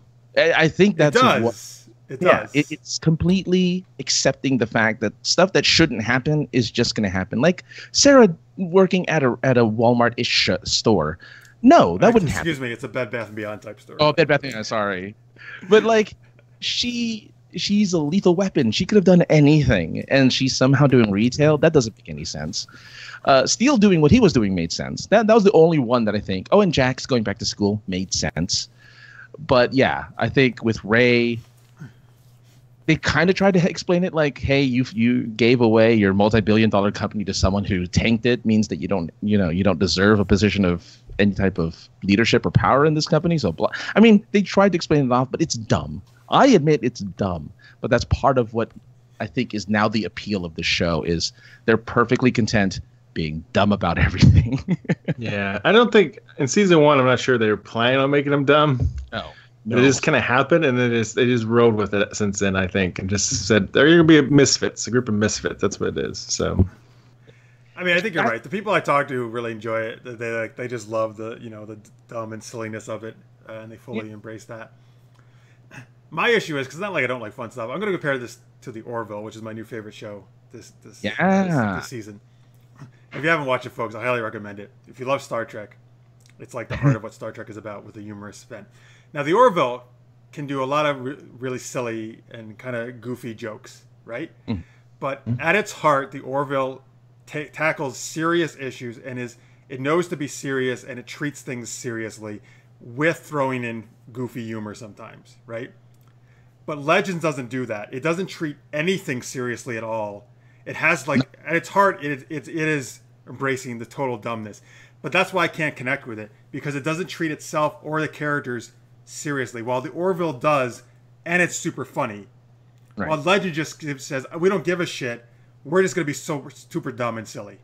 And that's why I can't get behind it. Like, and that's for me, like the difference between a lot of shows that work humor in and this show, which I don't know what it's doing. I think it's kind of like a placeholder. it's kind of a placeholder show. For instance, I think in a few episodes they're going to have Constantine back for a couple episodes. In Legends? In Legends, yeah. Oh, well, that'll prove it. Good. No, Constantine's kind of cool. He's or they'll make him dumb. I don't know. No, we'll see. Come on. The thing is, they can't do that because they had Constantine on Arrow, and even then, he was good on Arrow. That was cool to see him in Arrow. I think it's hard for this guy to exude being dumb. He's got this charisma about him that no matter what he's on, I think he'd be perfectly fine in. But I think that this is, again, it's more of it's a weird show that's a placeholder to bring in those those characters you've forgotten, or those characters that you wish were around more, like Constantine, and they have what's his face, Jonah Hex every once in a while, and they have like all of these. It's just a way to kind of just pluck from the DC universe and just start plopping them into a show that they wouldn't fit anywhere else. They really wouldn't fit in any other show except for Legends of Tomorrow. So it's their excuse to do that. It's fan service. The show is just fan service. That's a good point. Yeah. In the chat, by the way, Anders Mage, I think it might be a new viewer. Thank you for watching. It says, no, not the Orville. The Orville is very juvenile humor, while Legends is just fun. All right. Well, I'm glad you're enjoying it. It's not the thing for me. I do love the Orville. But let's see. I'm just looking at the chat. Okay. Thank you guys for watching, by the way. And thank you. Appreciate you tuning in. And like, I know a lot of people really like Legends, and that's cool. I just do. I think it's so silly. Yeah, but this is again a reintroduction of all the characters. They don't, like I said, like Mark said earlier, they kind of just mention that there is an overall big bad, but they don't ever show who the big bad is. And it's a way to kind of get the group back together and kind of pay for the consequences of breaking time and space that one time with the staff of whatever it was called. I can't remember the name of the staff. What was it Destiny? It was just a staff of Destiny. There you go. All right. Staff of Destiny. There you go. Such a simple name. I thought it was going to be called something else. Did you guys talk about Rip yet? Yeah, how Rip is... No, we haven't. Rip is very... So Rip is actually one of the few bright points I think about the series, but I don't know. It's almost like they've made him into this like really serious by the book space cop, and like I think he loses his charm when they do that. Oh yeah. Well, yeah. He was kind of more roguish before, and I kind of like that. He always was, yeah. He was the rebel. So I don't really like. I mean, I like him being kind of ahead of a time travel type agency, but I don't know why he turned into such kind of a little bit of a prick, kind of. They can't seem to get a hold on what to do with him, really. Because, yeah, he was roguish in the first season. Then he gets rescued in the second and is weird and, bumbling, doesn't know what he's doing anymore. And all of a sudden he's super serious and by the book. I think they just don't know what to do with that guy. And... Yeah. I don't know. He's actually not really being a prick. Everything he says is correct. That these guys are bumbling idiots and they shouldn't be doing anything. But Anders Mage in the chat says, "I love the line from Rip about the greatest time bureau that no one has ever heard of." Yeah. Very Booster Gold nod. He says. Yeah, they had really good quotes in this show actually, in this episode. But yeah, I mean, Rip is. He gives enough leeway. I mean, he's not. Yeah, you're right. He's not so by the book that he doesn't give leeway to the Legends. He allows the ship to get stolen. He allows them to go ahead and try to fix what they messed up, and they even try to fix it themselves. The Bureau even tries to correct the issue, and instead, because of the Legends fumble, they end up killing a bunch of their agents and stuff like that. So it's. I don't know. It's dumb. It's just dumb. I don't know what to tell you, man. In the chat, Carrie says, I do like what they've done with Rip. He works better as evil or exasperated. Yeah. Yeah, I guess. I mean, I have no issues with Rip. Rip is fine, whatever. I mean, as long as he's on there, I like Arthur Darkle. He's a good... He is good. He's a good actor. Look, I just want to see him and Gideon hook up. That's all I care about in the show. Give Gideon body again. When's Gideon? Well, they showed that was funny. Actually, that was funny where they put her image as the app, the girl in the app, with the hot girl who wanted sex. Yeah, that was funny. Yeah. Well, by the way, folks, I was an ancient history major in school, in grad school. I will tell you, this is not a very good interpretation of Julius Caesar, as far as I'm concerned. Not surprisingly, not terrible. I thought it was going to be worse. If you do want an excellent version of Julius Caesar, go watch the HBO show Rome, which they only did 2 seasons, but it is an amazing show, and it is by far the best version of Julius Caesar you'll ever see in your life. Like, super accurate and great. You mean it's not super accurate on Legends? No, I don't think so. Whoa. Let me give them props for this. One thing they were accurate about is that story Caesar tells about when he was younger and the pirates captured him and he told them, I'm going to come back and kill you all, and he did come back and crucify them. That is 100% accurate and true. They got that totally right. And it's actually been, people love using that story. Like Xena did an episode with Caesar, with that exact story with the young Caesar. But it was really well done, actually. Xena did a great job with that episode. Cool. Do people still remember who Xena is? Out of curiosity. Of course, come on. Xena, how do you remember Xena? I don't know. She's the warrior princess. The princess probably never got. She wasn't a princess, but she was a kick-ass warrior. Yeah. They show that at Heroes and Icons, Hercules and Xena every day. They show. Yeah. I love those shows, man. Back in the day, they're still fun. Have you tried watching them? Anyway. No, you know what? I think Xena doesn't hold up quite as well for me. Well, you know what? Here's the thing, though. I always liked Hercules a little bit more than Xena. I think. Sure. I think Hercules still. I think Hercules still works. Okay. I don't know. I think they both. I mean, yeah, it doesn't not quite as much, you know. Not quite as much. The fight scenes aren't anywhere near as good as I remember them compared to today's fight scenes we see in some of these shows, you know. Yeah. But it was a step up for the time, probably. Oh yeah, at least on par for the time. I love those shows at the time. And Lucy Lawless and Kevin Sorbo are both great. I think they're still awesome. Sure. No, I agree. Anders Mage says Xena. Oh, he or she does the yell. Yeah. I can't. There's no way I can do a yell. There's no way I can do it. And Anders Mage also says Rip is closer to the comics now in this version of it. Oh, okay. All right. Interesting. That's true, yeah. What would you think of Vixen? Vixen got an upgrade in power, didn't she? Yeah, how can she do that? She couldn't do that last season, right? No, she became the animal. She didn't control the spirits of the animals. That was interesting. Yeah. I liked it, though. I mean, that's a good upgrade to her power. Though I don't know if she's coming back. I didn't read anything on whether or not is she still a regular or not? I don't know. I thought she was, but then I thought maybe she wasn't until we saw her at the very end, because she wasn't in the whole episode until the end. Right. Maybe that's just a hint of her coming back at some point, just to show her, because they didn't have to, and so maybe she will be back. Well, there was talk about them going to have the various Vixens meet at some point. There are various Vixens. Oh, okay. Well, the different generations times. of them. Nice alliteration, though. Oh, she is in the next show. She's in the next episode. So yeah. All right. Cool. But it's kind of silly though, right? That Nate and her, this whole big thing, she stayed just for him, and then when we begin, no, they're not together. What was the whole point of that? What was the whole point of that if they're not going to be in a relationship? I thought. I don't know. That's a good question. I have no idea. It's dumb. That's all I'm gonna say. Sometimes they screw things up for the better. Okay. Exactly.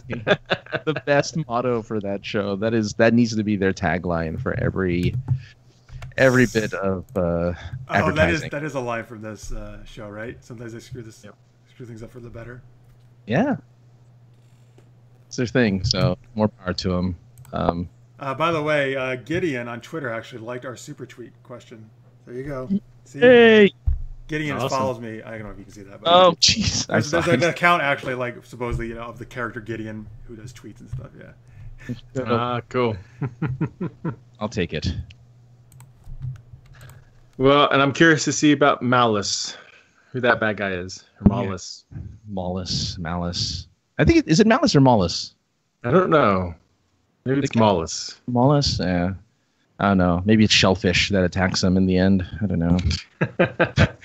Well, there's a villain that's got a name like that from the, I guess they call it the Codaverse, where Static Shock and some of the other characters from. Mm-hmm. So that might be the character. No, hopefully.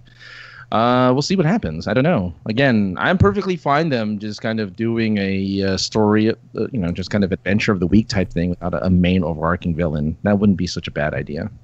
Yeah. In the chat, by the way, Anders Mage tells me it's actually John Paul Estes who was on our special show as a guest co-host last month, and he's going to appear on another one in November. So thank you, John Paul, for watching. That's his YouTube name, is Anders Mage. So that's right, yes, he is a big Legends fan, and that's also, we've actually talked, now I know why he doesn't like the Orville, because we've talked about that on Facebook. And Listener's Mate says, I hope they use the female cop character that works with Rip more. I liked her actually quite a bit as well. I did too, yeah. Mm-hmm. Yeah.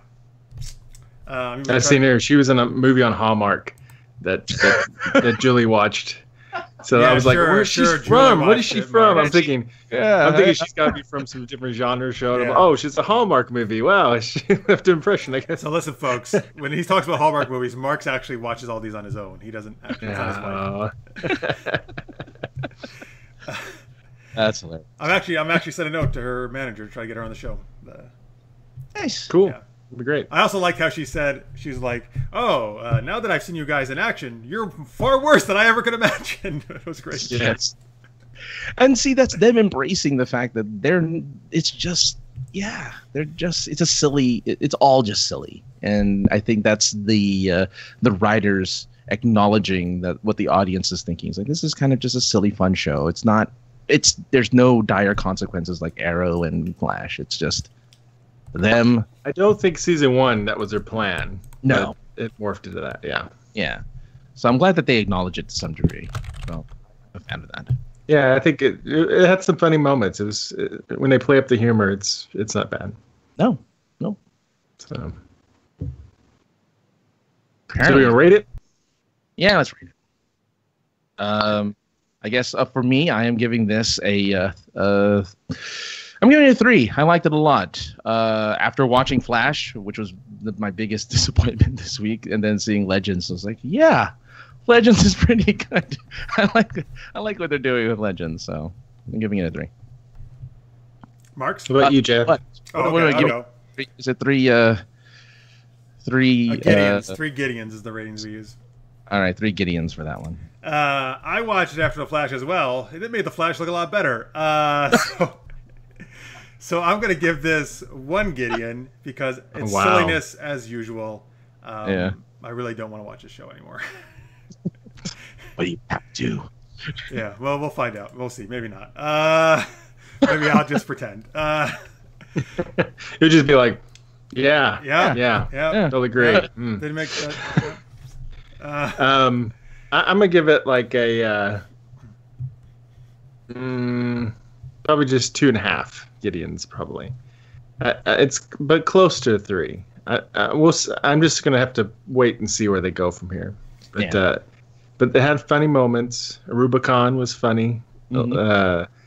There were a lot of funny lines, and I think it might work out for them. So I think you either have to embrace the humor and go with it, or you have to like reboot it and make it more serious. But then you'd be like, well, what were they doing the last 2 seasons? You know? Oh, they're not going to. No, there's no way they're doing that. They're definitely they're stuck with the silliness stuff, and they're not going to deviate from it. This point. So I think all in. The track they're going is the best track they can do. So it's funny. I agree. How many weeks till Black Lightning starts? Is that going to take the spot? That's what I'm of assuming. Legends? I'm assuming. Yeah. That's what Probably happens. so. January. You got till January. Good luck. Anders Mage says, honestly, I thought it was the best of the premieres. Okay. Good. Yeah, I know, John Paul, you came in a little late. I think all of us, well, so far, I think Arrow is our favorites of this week's premieres. We said, right? Definitely mine. Lister's Mate says I think it's Ava, maybe is the character's name, the female cop who you're talking about. She says she's cute, and Carrie says, yeah, Lister's Mate, Jess McCollum is balls. Jess McCollum is the actress who plays that character. Oh yeah, she has a good presence Ava about Strong, her. is that her name? Sharp. Ava Sharp. Ava Sharp. She made that could be a really throwaway character, and she made it really stand out. And I'm kind of like, yeah, she needs to be in Legends instead. Honestly, I actually kind of rather the show be about the Time Bureau and ripping her. I would much They're rather a little watch bit that too show. Men in Black clone-ish for me. I think it would get old after a while if that was just them all the time.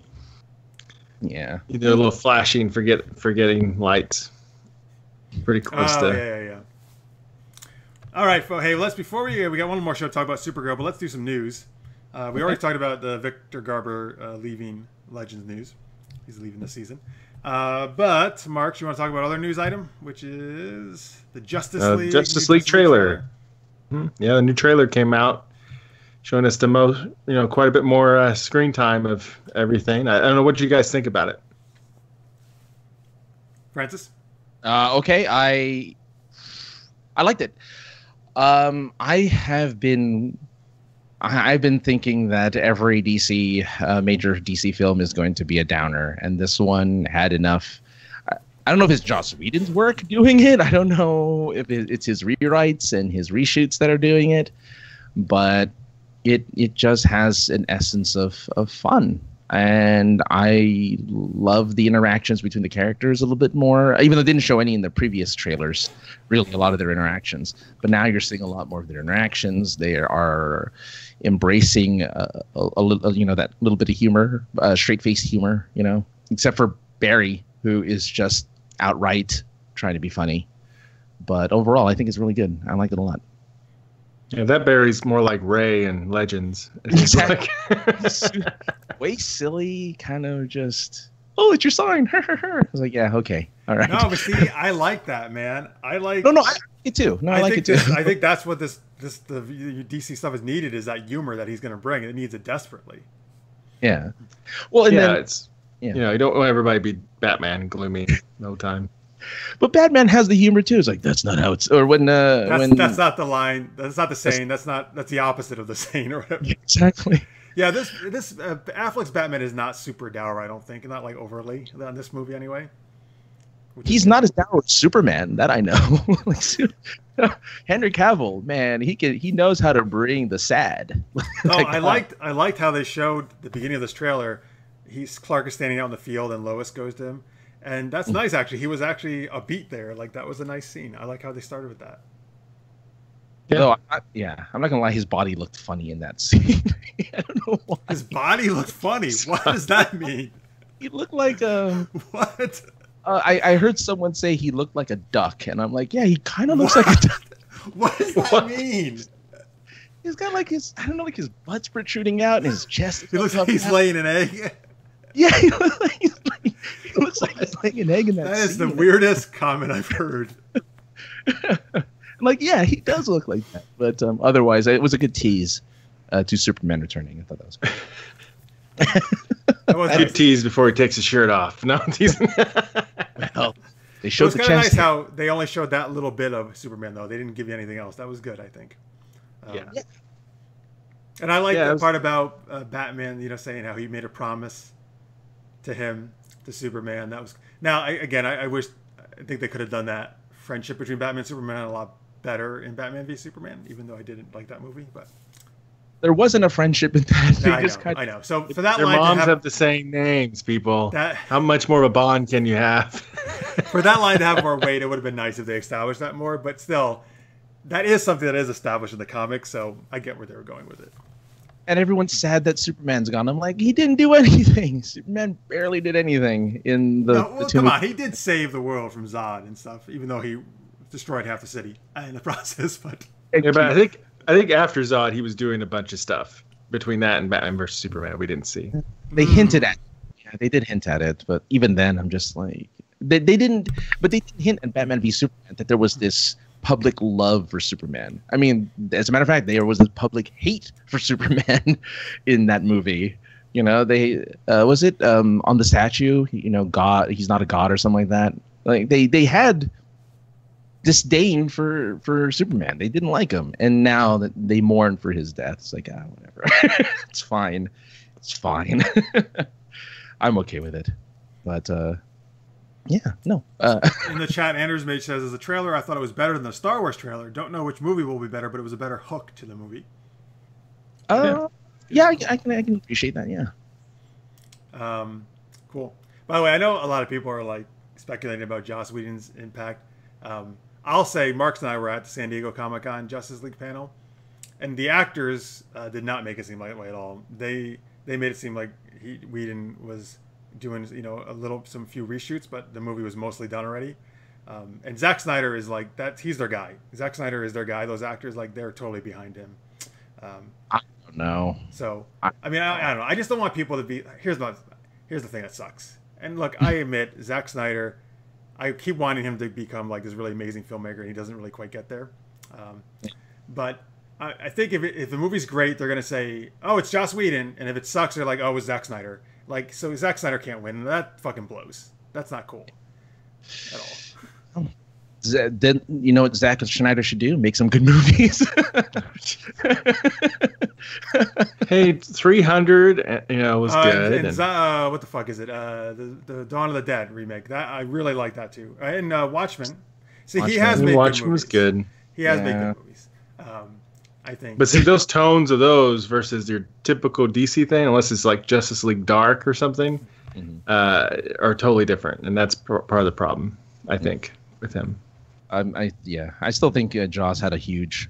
They're not going to play it up because they don't want to, and I think it's bad for the studios to give Joss a bunch of credit for the reshoots and kind of the tone difference, and even, you know, I was looking online. There's like, you know, the trailer was lighter. You know, you could see more. The colors of their suits were brighter. You could see details and stuff like that. I don't know if that was Joss's input or not, but I think they're going to downplay any improvements Joss puts into the film just to save face. I think, but it's for the better. People are going to like this. I think people are in general are going to like this film. Yeah. Hopefully, yeah. No, I hope it kicks ass. Mm-hmm. All right, so Carrie in the chat says, in the scene, he wore the same clothes as Clark in the original Superman movie when Clark was talking to Martha. Oh, it's a nice nod. Does he mean the Christopher Reeves, the original Superman? Tell me that. I asked him that in the chat. Mm-hmm. I guess him probably does, right? That's cool. That's really cool, actually, if it is. Yeah. That'd be a nice nod. All right. Well, speaking of Superman, let's go over to Supergirl as our last show of the night. And Marks. All right. So this first episode of season 3 is named Girl of Steel, directed by Jess Warren, who's also directed a number of Arrow and Flash episodes. Teleplay by Robert L. Rovner and Caitlin Parrish. They also wrote the finale of last season too. And a story by Andrew Kreisberg.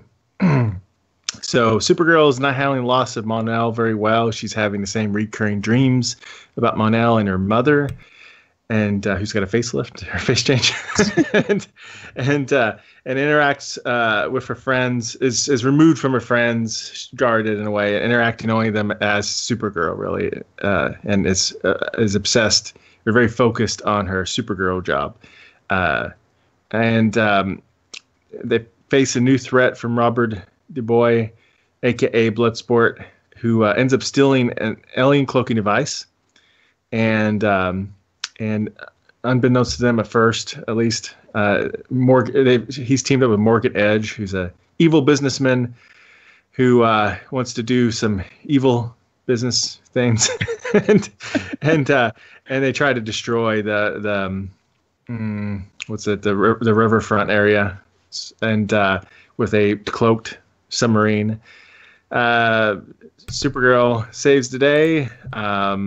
Meanwhile, Lena Luthor buys out Catco to stop Morgan Edge from buying it and taking over the media, making a new enemy with him. And Supergirl tells Morgan Edge that she knows that he's the one behind that whole plot, but can't prove it, of course.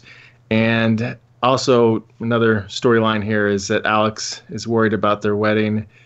Eventually, find out it's because her dad can't walk her down the aisle. She ends up asking Marcia Hunter to walk her down the aisle, and touching moment. And so that was a Supergirl episode. Oh, and also we're getting we meet a woman and her daughter who are in danger during that whole submarine attack. and she ends up saving her daughter with some super strength that she didn't know she had. We also find out she's having dreams like Supergirl is, except in it, Supergirl's mom is a monster. So it'll be interesting to see how that turns out. And we saw that there's a ship hidden underneath the city in the water that's been revealed from the explosion. In the chat, by the way, Carrie Johnson said yes, it was the first Superman and Christopher Reeve movie he was talking about.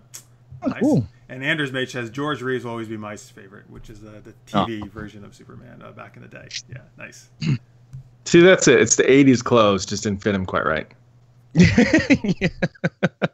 Exactly. That's it. Sure. I'll take that.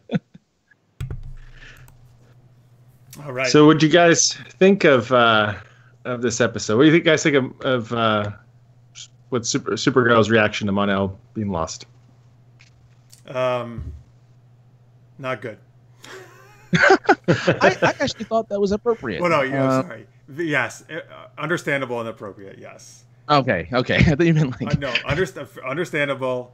But once again, that's not what I want to watch. Really. Like I don't. Well, like thankfully, once again, they got her out of it by the end of the episode. Sure. Which I was hoping they would do that. So I get it. I get that you have to go through that. Yeah. It just, again, I've talked about last season how. So Kara has gone from season 1, where I loved her and she was super, like, you believed in her and she, like, brought people up and lifted them up, to season 2, I feel kind of coming across as arrogant and not as likable. And again, this episode 2 was just very hard to get behind her because she was pushing everybody away. She wasn't treating them particularly well. And I understand the reason. And if she moves past that, okay, that's fine. But I hope that's not what we keep seeing for this season. Like, I really want to like Kara, and they're, for some reason, making it very difficult for me to do that, even though I loved her in season 1. Yeah, I don't think they'll keep. I mean, they already got her out of the funk, so to speak. So I don't think. I think this was. I thought this was a good character development. I think this is a way to kind of get her back to her original self. She has to go through a mourning process. She has to have something bad happen to her for her to kind of find her own inner light, or whatever you want to call it. So I'm perfectly. I actually thought it was really well done. That her reaction and kind of how she felt about losing Mon-El. I thought that her pushing everyone away and everyone fighting her, either tooth and nail to not have her push them away, was really good. I mean, it's a reestablishment again of their friendship and of the bond that they have. So I was perfectly down with it, and I'm glad that I'm glad they didn't stick with it. I am glad that they kind of just at the end of the day, oh yeah, I'm all right, I'm cool, I'm a happy camper again. I'll join you for drinks at this rando bar or the alien bar. That's cool. In the chat, Anders Mage says they wanted to show what she was going through emotionally, but didn't want to spend too much screen time, so we get several months of angst in one episode. Which is true. That's true. And I agree with you. It makes perfect sense why she would be going through that, and true to the character. So I mean, yes, I get it, and I'm cool with that. Carrie in the chat says, well, actually, Listener's Mate first says, I thought the monster under the water was Bizarro Supergirl. That would be interesting if we ever see her. And Carrie says, the query about Rain. Is her kid adopted? If not, does she have superpowers too? So yeah, that's who that woman is, right? Rain? Yeah. I'm thinking I thought she gained the powers from the ship. That was my understanding, was the ship. Who is Rain, though? I don't know who that is.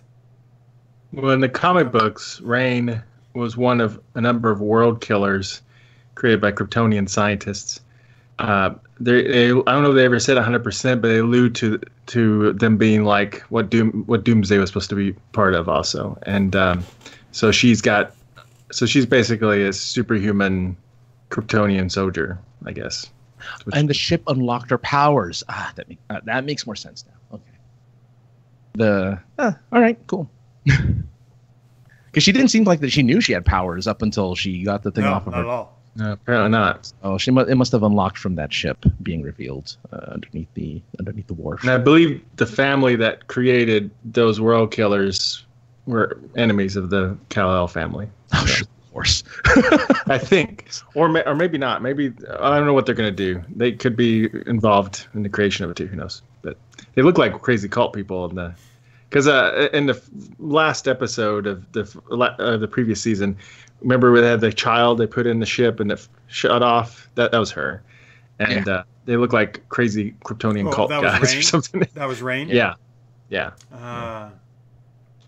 Like they said something like, she will reign or something like that on Earth or something. Man, everybody hates the L family. Oh. Yeah. Everything else, though, I actually really enjoyed a lot about this episode. I think they did a really good job. I think all the other characters, like, they've developed like really well, and they're awesome, and they're working super well together. Like, I love Win, man. He's just really found his place there, and like they had some nice humor in here too. You know, with Win and Martian Manhunter saying like how Alex was like how I was acting, and she's like, "What? I don't act like that." Oh yeah. And then the thing Alex and Maggie is my favorite thing, about this show, and it was a super well written thing with the two of them, patrolling like across the area, and they're having this conversation about the wedding. Like, first off, that was a really smart way to do it, actually. Like how they're not actually next to each other; they're talking on their like communications and having this poignant moment. Oh. And then Win jumps in at the end saying, "Oh, you guys are my favorite couple." Like, that was hilarious. That was. Yeah, they are a good couple. It's one of the best written romantic relationships I've seen on any superhero show. Too bad it's ending this season. Yeah, I know. It's so sad.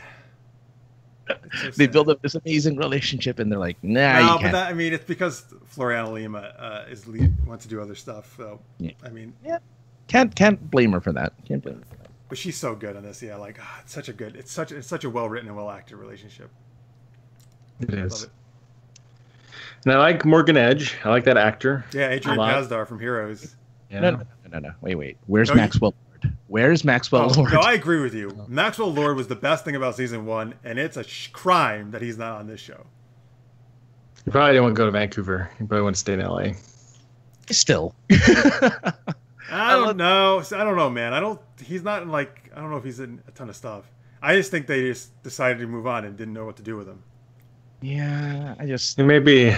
Well, they were going to do Lena Luthor. Maybe they thought that they were too much alike. People that might be good or evil. Good though, man. Yeah. Peter Fatchett, that's who it is. Who plays him. However, though, Morgan Edge, I think, is a good villain, at least from this first episode. I think he's going to... kind of mustache twirly, though. You know what I mean? Right? Like, he's always so, why do you think you're in my office? Because I'm so powerful. Like, he's so just... He's pretty cocky. Yeah. I mean, I guess it's fine. And he's a terrible golfer. How far off do you need to be from that cup when you're putting? Seriously. Wait, so he's a bad villain because he's a terrible golfer? All villains. I cannot believe in your villainy. You can't golf at all. How can you be evil mastermind? I don't know. I mean, he's fine. I think he's a little over the top as a another multi-billionaire, whatever he is. I think he's a little over the top, but otherwise, I guess it's fine. I like him as an actor too, so I'm glad to see him in something. But he is good. Yeah, that guy. In the chat, Carrie says, "I'm gonna like Morgan versus Lena though. That should be good." Yeah. Anders Mage says the supporting cast really got to shine here and in the Flash. So yeah. Yeah, well, I agree.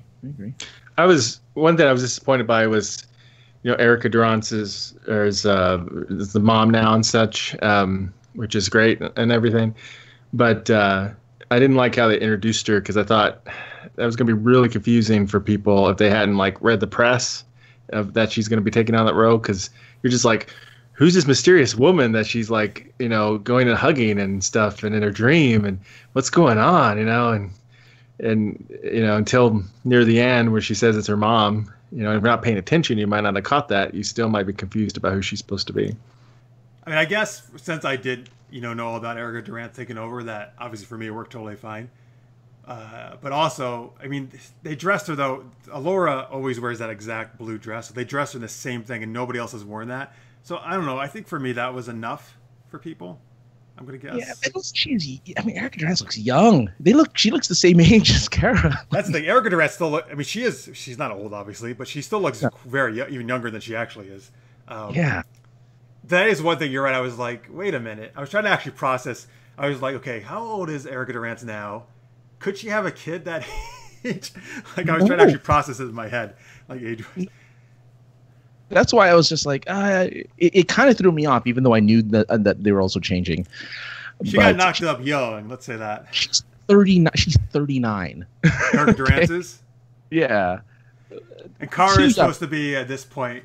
What about? She started at 24, I think. Is that right? Maybe. So she's probably about 25, 26. So yeah. So teenage pregnancy. So Erica Durance is playing obviously a little bit older than she actually. I'm just hoping I just hope like Wynn brings it up.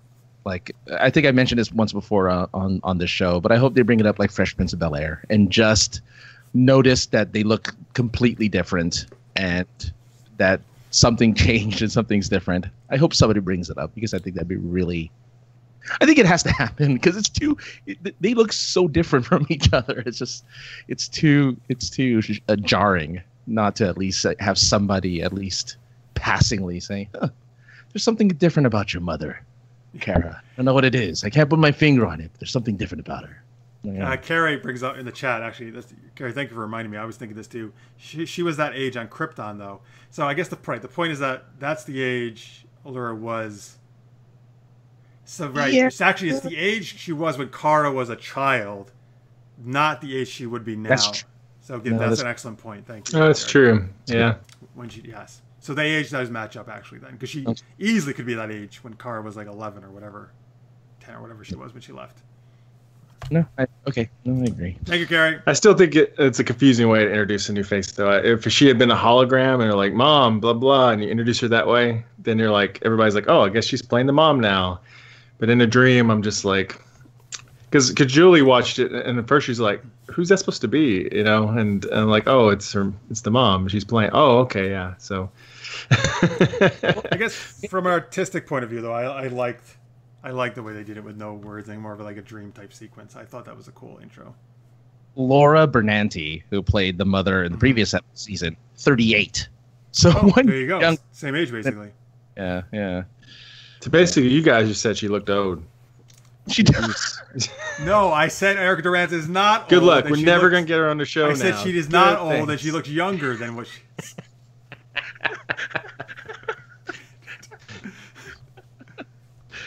Oh, man. Wait, what are you talking about? Who we said? We said Erica Durance looked young. Yeah, but we're saying Laura Benanti. Oh, I see. No, we didn't say that. Mark, that's all you. Stop putting words in your mouth. What? It's fine. Anyway. Bloodsport, what a nice throwaway bad guy that guy was. Right. You know, the thing I so wanted this episode, though, when Wynn was talking about Bloodsport, I so wanted Wynn to make a Jean-Claude Van Damme reference to the movie Bloodsport. Like, that would have been perfect. It's so, I think, a Wynn thing to do. Yeah. Instead, it was like, I don't know what that is. That's not sport. Man, like I was just like, there's some points, where like, as a writer, you're like, that would have been the perfect line. I so wish they had done that. Mm-hmm. But anyway, I thought it was good symmetry of when one of the first scenes of her is after the dream is she's up in the air listening to the city and listening for danger and such, and then flying down to it. And then the way she finds and stops a submarine is flying up in the air and just stopping to listen and then be able to hear the heartbeat and go after it. I thought that was nice. That was cool. I like that. Mm-hmm. And yeah, I don't know. Oh, okay. Actually, listeners in the chat says last season they hinted that Kat knew that Kara was Supergirl. Actually, she came out and said it, like Supergirl after she left or something. She knew it. Oh yeah. So how does that tie into her now working with the president? So yes, Kat is the press secretary now to the president. That's another thing. So. Okay. Well, no, here's the thing.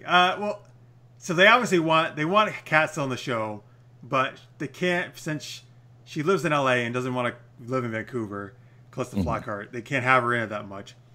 So this is their way of like working her in by just showing her on TV with these with her being like snippy to the press, the White House press. But the thing is, why like the reason is they want to have Kat in the show, but there's no reason to continuously show scenes of her talking to the White House press that has nothing to do with the rest of what's going on in the episode. So, Right. like, just because you want cat in the show is not a good reason just to show these scenes, from my opinion.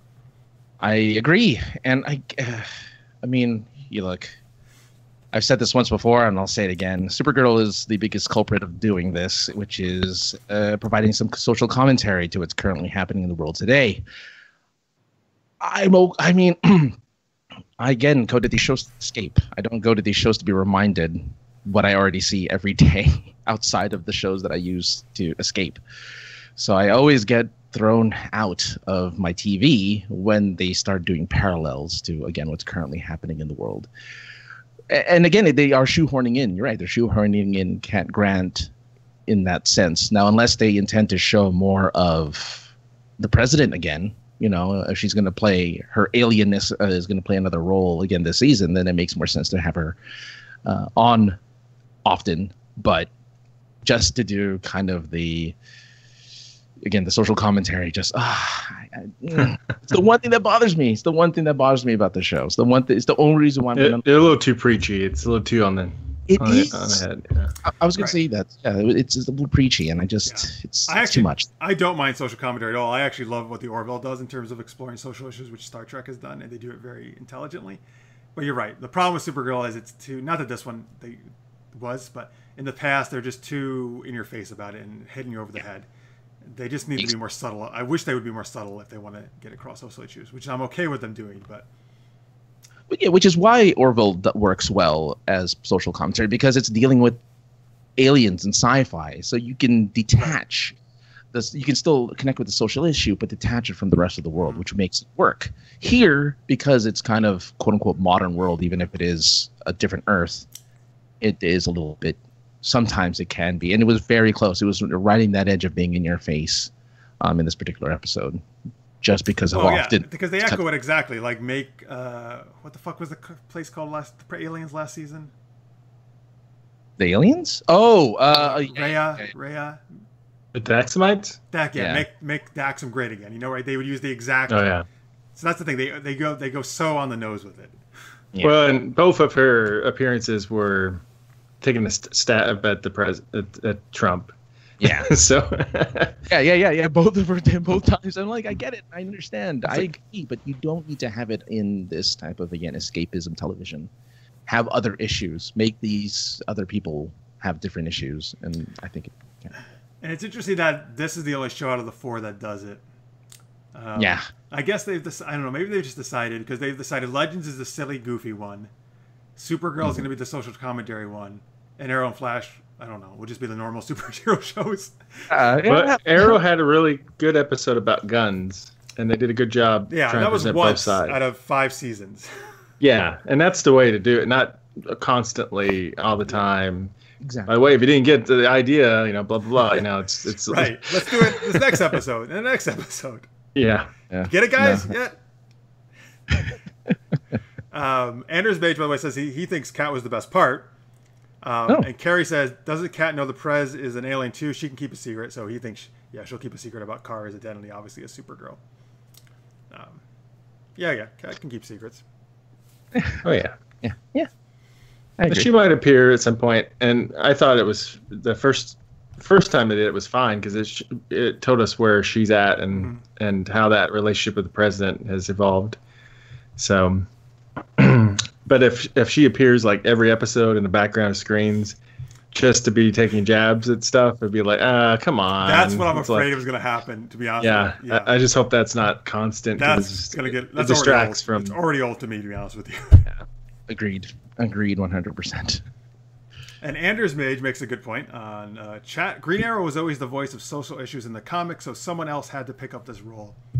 That is true. He was very much. I mean, he was actually like a communist, right? Marxist or communist, Oliver in the comics, Queen? He's more of a socialist. Super left-leaning, yeah. But they didn't do that at all, obviously, in this version of Arrow. So that's why, like, him and Green Lantern were friends, but I think Green Lantern was very conservative, and they butt heads. So. And they had important political discussions. I don't know. Probably to some degree. All right, so we do this out of a 4 cape system. I'm going to give this 3 capes. I thought it was a very strong episode. It's actually a really good start to the season. Francis? Yeah, I agree. 3. I mean, the villain was just there to have Kara do something, but I'm glad that she worked through her problems in one episode instead of an entire half season. So that's good. Marks? And I say 3 also. All right, ooh, 3 across the board. All right. Cool. So overall, I think a pretty damn nice, pretty good season premiere week. At least 2 of them I really liked. Not too bad. No. All right, so folks, remember. And you can't wait for Black Lightning, can you? You know what? Also, outside of, I joke about wanting Legends to be done for the season, but I actually am really just on its own looking forward to Black Lightning. I really do want to see that show. I think it's going to be cool. Mm-hmm. Yeah, me too. I'm looking forward to it. Yeah. All right. So remember, folks, next week we have Clay and Susan Griffith, who are the authors of a Flash and Arrow novel. I'm actually reading the Flash one right now. They're going to talk to us. And then October 29th, David Nichol, who plays Anatoly on Arrow, will be our special guest. And Amy Gumanek, a.k.a. Cupid, will be our special guest November 5th. So we're looking forward to talking to them. We'll have a bunch more cool people as the season goes on. If you like what you see here, folks, if you dig our shows, please support us on Patreon. Again, even if you could make $1 a month, that would be a huge help, and we really appreciate it. There's the link on your page, patreon.com/supergeekedup. You can always go to supergeekedup.com, get all our links as well, of course. And Marks, where can they check your other stuff out? You can keep track of me over at markspio.com, where I do a podcast called Genretainment, or I co-host a podcast, and also my different writing projects. And you can also tweet at me over on Twitter at Mr. Marks. And Francis. You can find anything that I do at sinceresarcasm.net, but I have a bunch of podcasts at the Points of Interest Podcast Network. That's POIpodcast.com. I am on Twitter and Instagram and all that stuff as at AKA the other guy. That's where I do all of my social media-ing. If that's a word. No, it is now. All right. By the way, if you notice here, folks, at the beginning and the center of your screen, we have a new DC Action Hour logo this season. Big thanks to Maria and Alvin from No Like and Ignite for getting that done from us. Maria is one of our great patrons. Thank you. And Alvin was the graphic designer who did that. I think he did a great job. So thank you very much. And also, I want to give our thoughts to Danielle, who was many of our shows as a co-host last season. Her home was actually, unfortunately, in the path of those California wildfires. I haven't. Okay. She is now returning home. Oh, great. So good. Fire did not touch her home, so awesome. She was out until yesterday, but now I believe she is making her way back to a intact house. Thank you for that update. I know she had been evacuated, so I'm very happy to hear. But our thoughts for her and anybody who was obviously in the path of those. So our thoughts and prayers go out to all those of them. Cool, but that's great. I'm glad to hear Danielle is fine and coming back home. Yes. All right, that is going to do us for our season premiere. Thank you very much for watching, folks. Thank you to Michelle Christa Smith, of course, our guest. Here's again where you can check her out. She was awesome. You can see a lot of really cool videos there, a lot of cool staff and lightsaber type stuff you can find there. Yep, just like that. But thank you, folks, for everybody watching live. You guys rock. Really appreciate it. And if you're watching the post, of course, thank you very much. Please leave comments in the chat or the description under YouTube there, or you can tweet us at SuperGeeked Up what you thought.